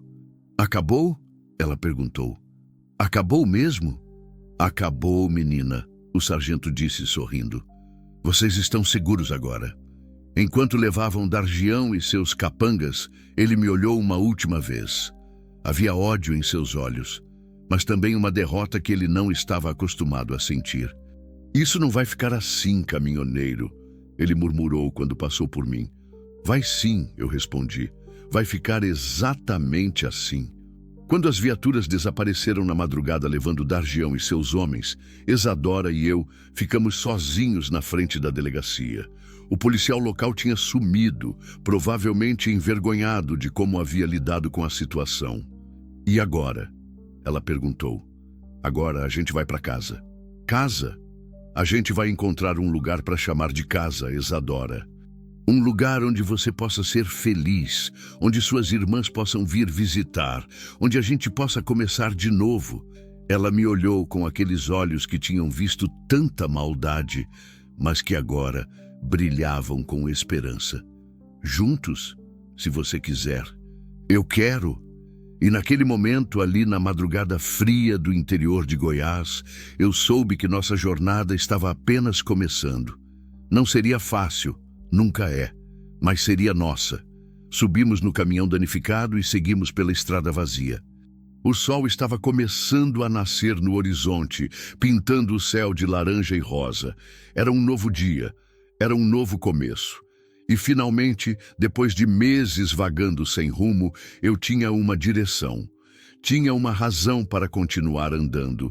Tinha Isadora. 3 semanas depois da prisão de Dargião, eu estava sentado na varanda de uma casa pequena em Pirenópolis, olhando Isadora brincar com suas irmãs no quintal.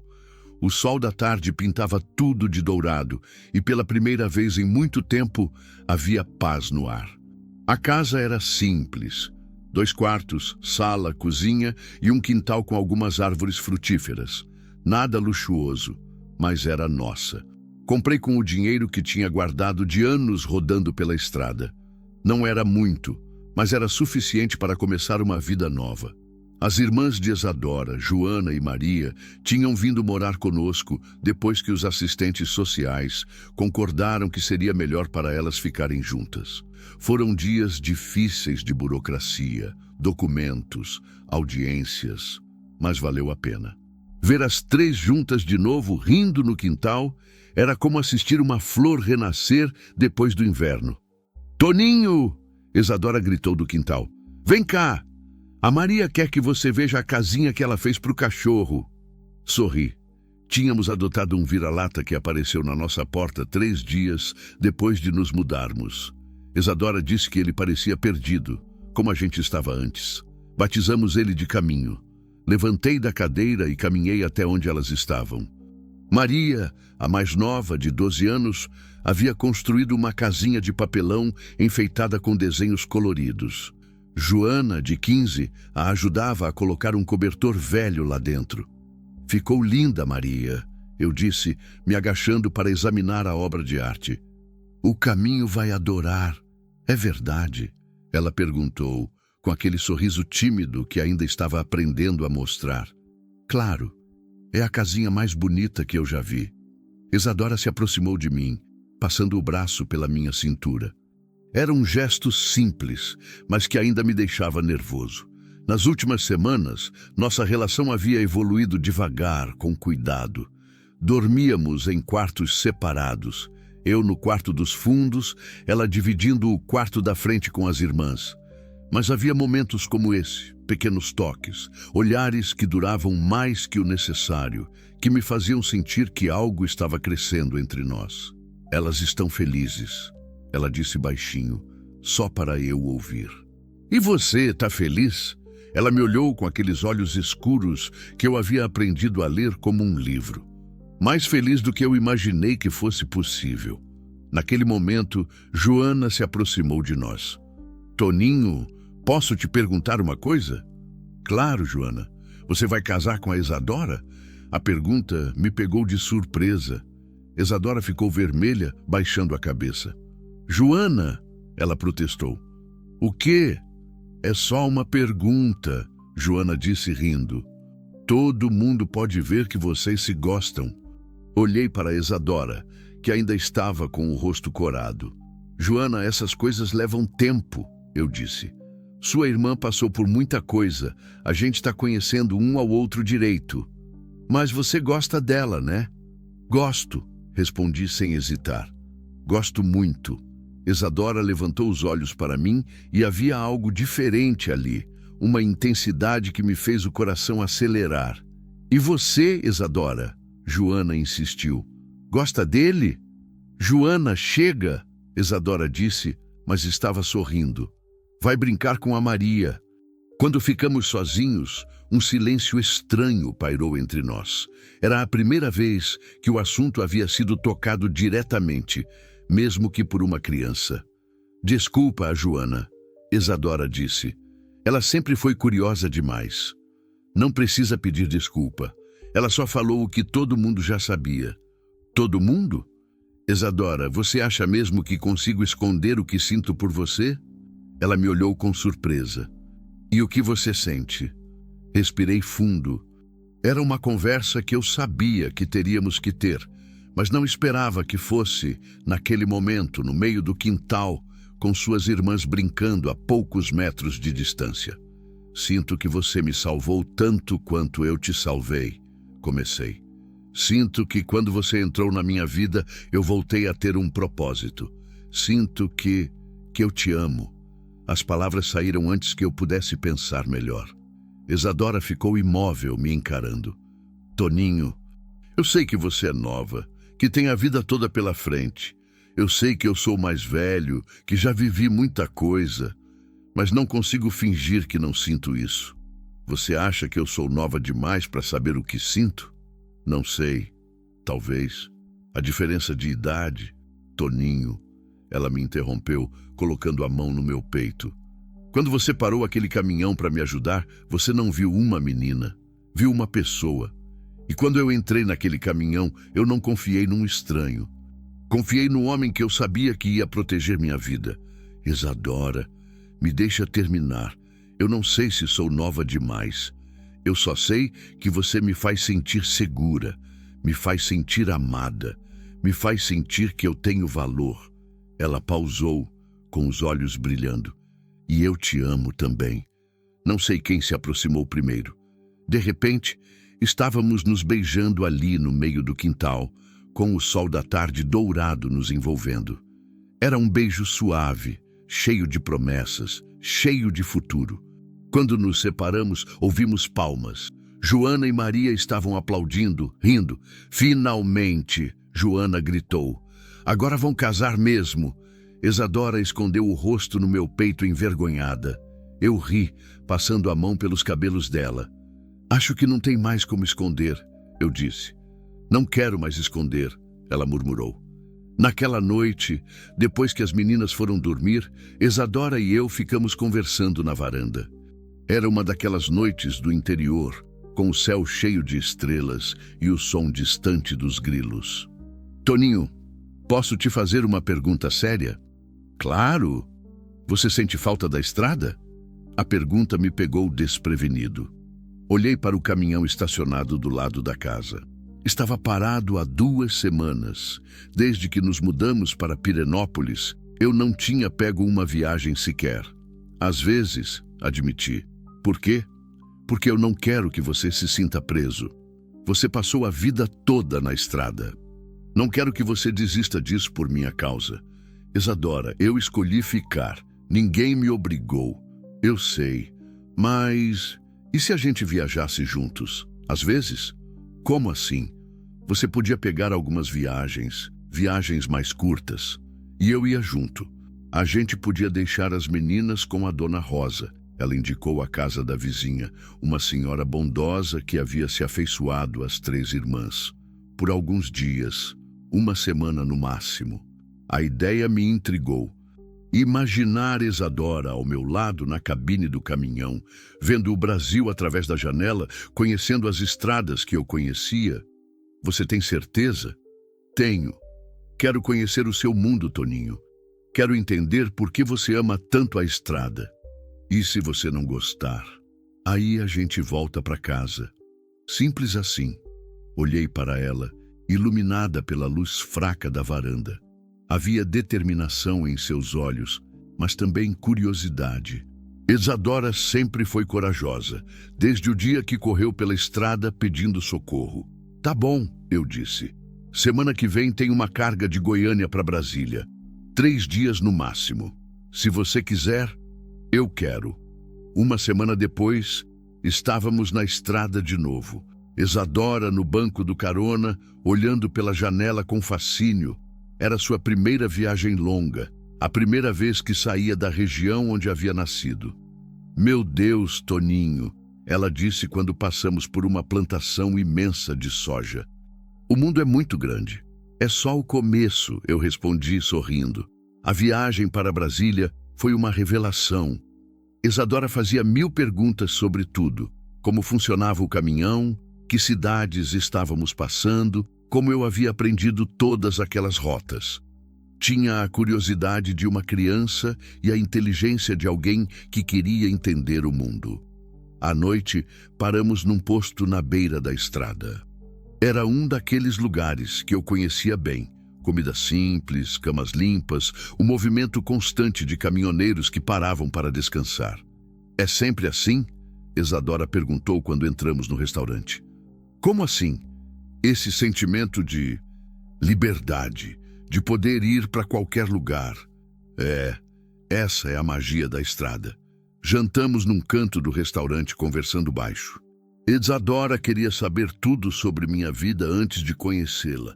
As cidades que eu havia visitado, as pessoas que conheci, as histórias que acumulei em décadas de estrada. E você nunca se sentiu sozinho? Ela perguntou. Sempre, admiti. Até conhecer você. Naquela noite, dividimos um quarto no hotel do posto. 2 camas separadas, mas pela primeira vez desde que nos conhecemos, dormimos no mesmo ambiente. Eu ouvia a respiração dela na escuridão, tranquila, confiante. Pela manhã, quando acordei, ela estava sentada na beirada da cama, já vestida, olhando pela janela. Que foi? Perguntei. Nada. Só... Obrigada. Por quê? Por me mostrar que o mundo é maior do que eu imaginava. Por me mostrar que a gente pode escolher nosso caminho. Levantei e me aproximei dela na janela. Lá fora, dezenas de caminhões se preparavam para partir, cada um seguindo uma direção diferente. Isadora, tem uma coisa que eu preciso te falar. O quê? Quando a gente voltar para casa, quero fazer as coisas certas. Quero pedir sua mão em casamento, oficialmente. Ela se virou para mim com os olhos arregalados. Sério? Sério? Você toparia se casar com um caminhoneiro velho? Toparia se casar com você, ela respondeu, se jogando nos meus braços. 6 meses depois, estávamos casados numa cerimônia simples na igreja de Pirenópolis. Joana e Maria foram nossas damas de honra. Seu Zé, que havia se tornado como um pai para nós, me entregou as alianças e meio povoado compareceu para celebrar. O delegado Marcos veio de Formosa para o casamento. Ele nos contou que Dargião havia sido condenado a 15 anos de prisão por tráfico de pessoas, formação de quadrilha e tentativa de homicídio. Adalberto também estava preso e não sairia tão cedo. Vocês podem dormir tranquilos, ele disse. Esse pesadelo acabou. Depois da cerimônia, houve uma festa no quintal da nossa casa. Música sertaneja, churrasco, muito riso. Isadora dançou com suas irmãs, comigo, com seu Zé. Era a primeira vez que eu a via completamente relaxada, completamente feliz. À noite, quando todos foram embora e ficamos sozinhos, nos sentamos na varanda olhando as estrelas. Senhora Carvalho, eu disse, brincando com o novo nome dela. Gosto do som disso, ela respondeu rindo. Não se arrepende? De quê? De ter me casado com um homem que me salvou? De ter se casado com um caminhoneiro? Toninho, você ainda não entendeu? Ela se virou para me olhar. Eu não me casei com um caminhoneiro. Eu me casei com o homem que ouviu meu pedido de socorro quando todo mundo fingia que não escutava. Eu me casei com o homem que arriscou a própria vida para proteger uma estranha. Eu me casei com o homem que me ensinou que o amor verdadeiro existe. E eu me casei com a mulher mais corajosa que já conheci, respondi. Ficamos em silêncio por um momento, apenas curtindo a paz da noite. Toninho? Semana que vem tem aquela viagem para a Bahia, né? Tem. Por quê? Quero ir junto. Quero conhecer o mar. Tem certeza? São 10 dias na estrada. Tenho certeza. Onde você for, eu vou. Olhei para minha esposa. Ainda era estranho pensar nessa palavra. Isadora havia virado Isadora Carvalho há poucas horas, mas parecia que sempre foi assim. Como se estivéssemos destinados a nos encontrar naquela estrada poeirenta, naquele momento exato. E as meninas? A Dona Rosa já disse que pode ficar com elas, e elas adoram ficar lá, brincando com os netos dela. Então vamos conhecer o mar. Vamos, ela disse, se aconchegando no meu braço. 10 dias depois, estávamos em Salvador, de mãos dadas na praia do Farol da Barra. Isadora viu o oceano pela primeira vez e chorou. Chorou de emoção, de gratitude, de felicidade pura. É infinito, ela disse, olhando o horizonte. Como nosso futuro, respondi. E naquele momento, com o som das ondas ao fundo e o sol se pondo no mar, eu soube que tinha encontrado meu lugar no mundo. Não era numa cidade específica, não era numa casa específica. Era ao lado de Isadora. Não importava onde estivéssemos. A estrada continuava sendo minha paixão, mas agora ela tinha companhia. Agora cada viagem era uma aventura compartilhada. Cada lugar novo era descoberto a 2. 3 anos depois, quando Joana fez 18 anos e entrou na universidade, e Maria escolheu ficar morando com Dona Rosa para terminar o ensino médio, Isadora e eu decidimos voltar para a estrada em tempo integral. Compramos um caminhão novo, com uma cabine maior, mais confortável. Viajamos pelo Brasil inteiro, conhecendo cada canto desse país imenso. Isadora virou uma caminhoneira de verdade, aprendeu a dirigir carretas, fez amizade com o pessoal dos postos, se tornou respeitada nas estradas. Mas a viagem mais importante de todas fizemos 5 anos depois do nosso casamento. Voltamos àquela estrada em Goiás, onde nos conhecemos. Paramos exatamente no lugar onde Isadora havia corrido pedindo socorro. Lembra? Perguntei, como se fosse ontem. Você se arrepende de alguma coisa? De nada, ela respondeu me beijando. Absolutamente nada. E ali, naquela estrada que havia sido palco do nosso primeiro encontro, renovamos nossos votos. Só nós dois, o caminhão e o infinito da estrada à nossa frente. Porque às vezes os melhores amores nascem nos momentos mais improváveis. Às vezes, salvar alguém é a mesma coisa que se salvar.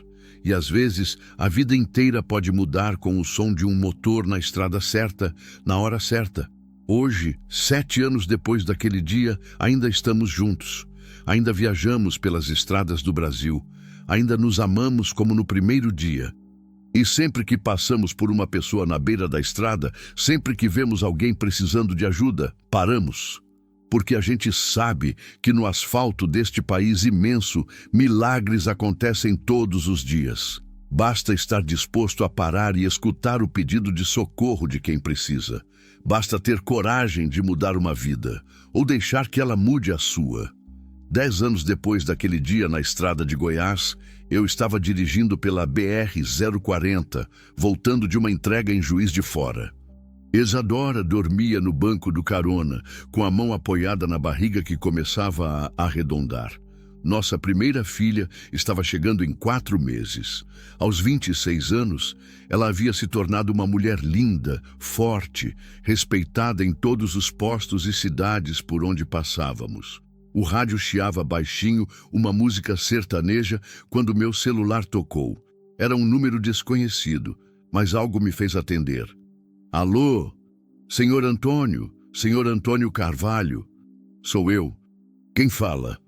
Aqui é a Sargento Melissa, da Polícia Militar de Montes Claros. O senhor poderia vir até nossa delegacia.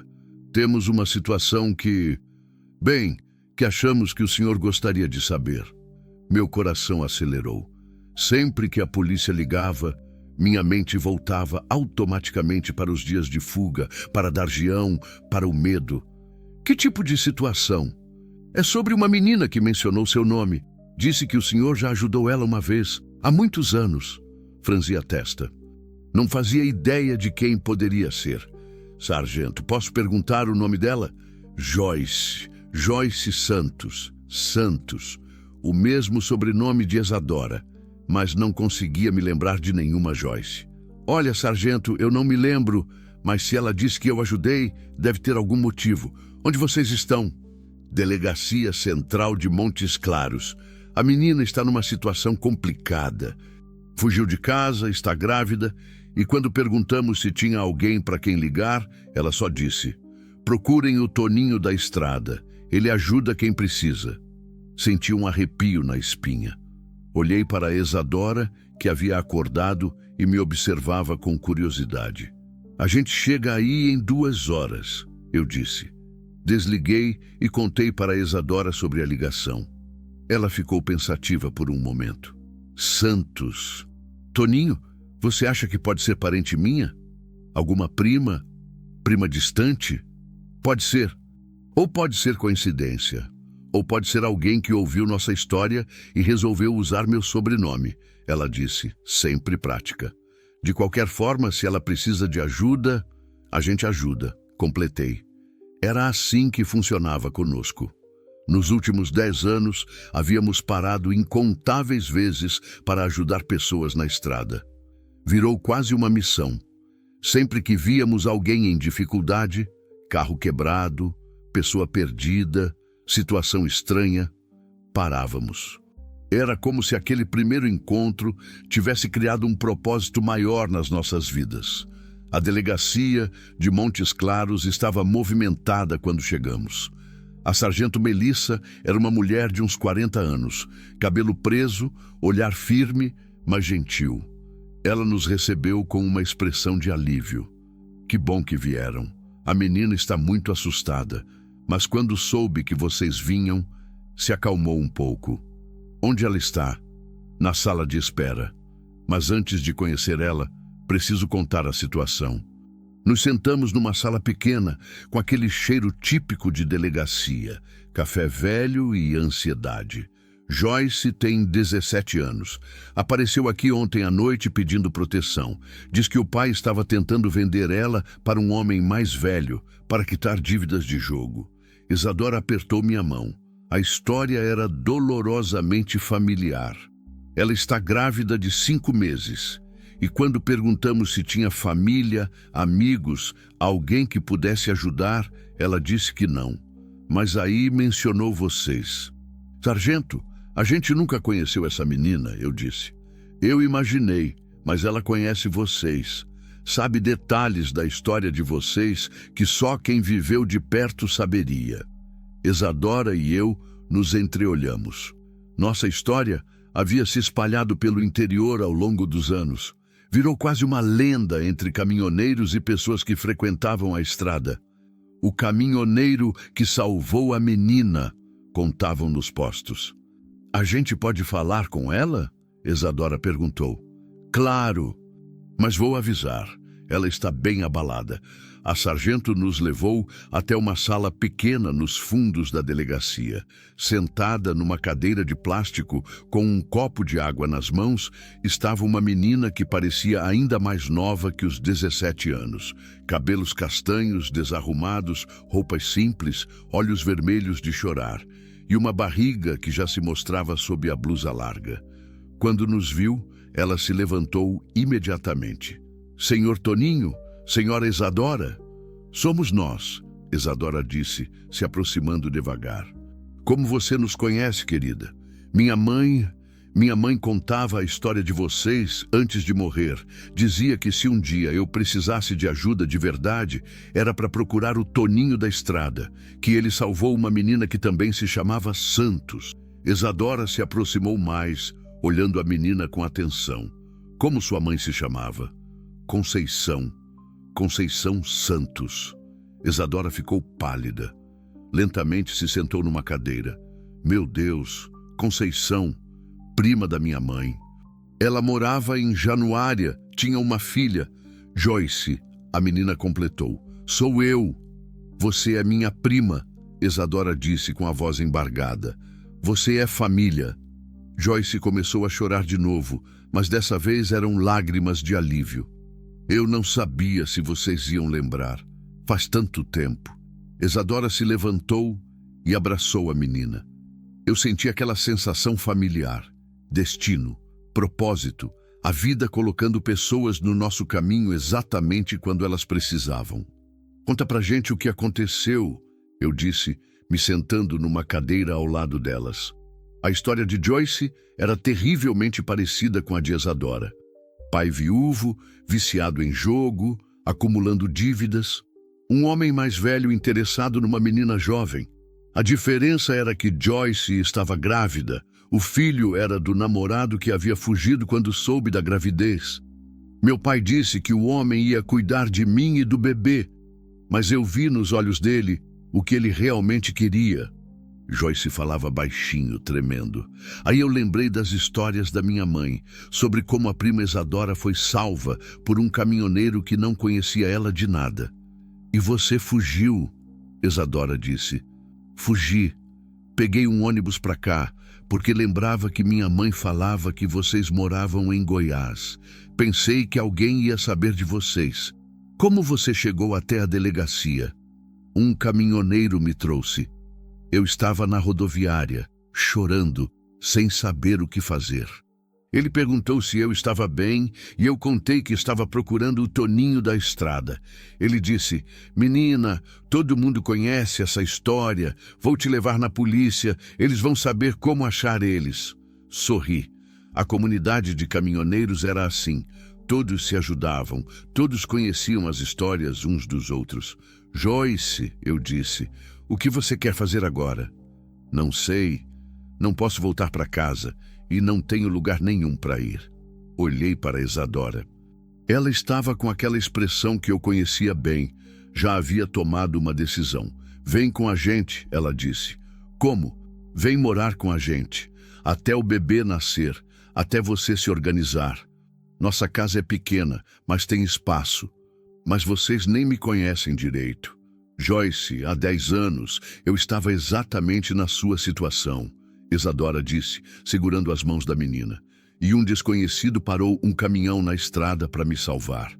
Agora é a minha vez de fazer a mesma coisa. 3 horas depois, estávamos na estrada de volta para Pirenópolis. Joyce estava no banco de trás da cabine, olhando pela janela com uma mistura de esperança e medo. Era o mesmo olhar que Isadora tinha 10 anos atrás. Toninho, Isadora disse baixinho, você acha que a gente está fazendo a coisa certa? Acho que a gente não tinha escolha, respondi. Era isso ou deixar ela sozinha. E quando nossa filha nascer? Vamos ter 2 crianças pequenas, mais a Joyce. A gente dá um jeito. Sempre deu. Ela sorriu, passando a mão na barriga. Nossa filha vai crescer sabendo que às vezes a vida coloca pessoas no nosso caminho por uma razão. Olhei pelo retrovisor. Joyce havia adormecido com a cabeça encostada na janela. Parecia mais jovem ainda dormindo, mais vulnerável. Isadora, posso te falar uma coisa? Claro. Quando aquele policial ligou hoje, meu primeiro pensamento foi, lá vamos nós de novo. Como se a gente estivesse condenado a sempre estar salvando alguém. E agora? Agora eu penso que talvez seja esse nosso propósito mesmo. Talvez a gente tenha se encontrado naquela estrada, não só para se salvar, mas para aprender a salvar outras pessoas. Você se importa? Me importo? Isadora, isso me faz sentir que nossa vida tem sentido. Que aquele dia na estrada não foi só sorte, foi destino. Ela se inclinou e me beijou no rosto. Eu te amo, Toninho da estrada. Eu te amo, Isadora da estrada. 6 meses depois, nossa filha Isabel nasceu numa manhã ensolarada de outubro. Joyce estava lá no hospital, segurando minha mão enquanto Isadora fazia força. 3 semanas depois, Joyce deu à luz um menino lindo que batizamos de Gabriel. Nossa casa virou uma creche. 2 mulheres, 2 bebês e eu tentando dar conta de tudo. Tivemos que parar de viajar por um tempo, mas não me importei. Havia algo mágico em ver aquelas 2 mães jovens, cuidando uma da outra, cuidando dos filhos, construindo uma nova definição de família. Joyce ficou conosco 2 anos. Estudou, terminou o ensino médio, fez um curso de enfermagem. Quando Gabriel completou 2 anos, ela conseguiu um emprego no hospital de Anápolis e se mudou para um apartamento pequeno mais dela. Vocês salvaram minha vida, ela disse no dia que se mudou. Você salvou a sua própria vida.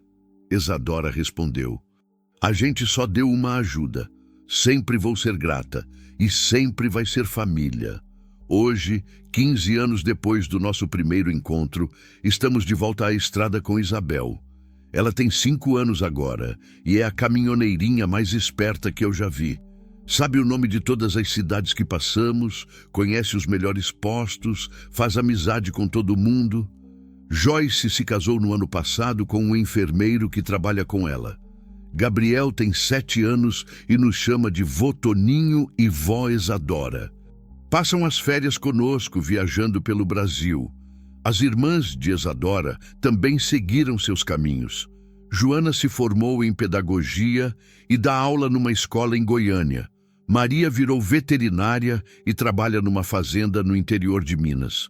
Mas sempre nos encontramos no Natal, na nossa casa em Pirenópolis, que virou pequena demais para tanta gente, mas que continua sendo o nosso porto seguro.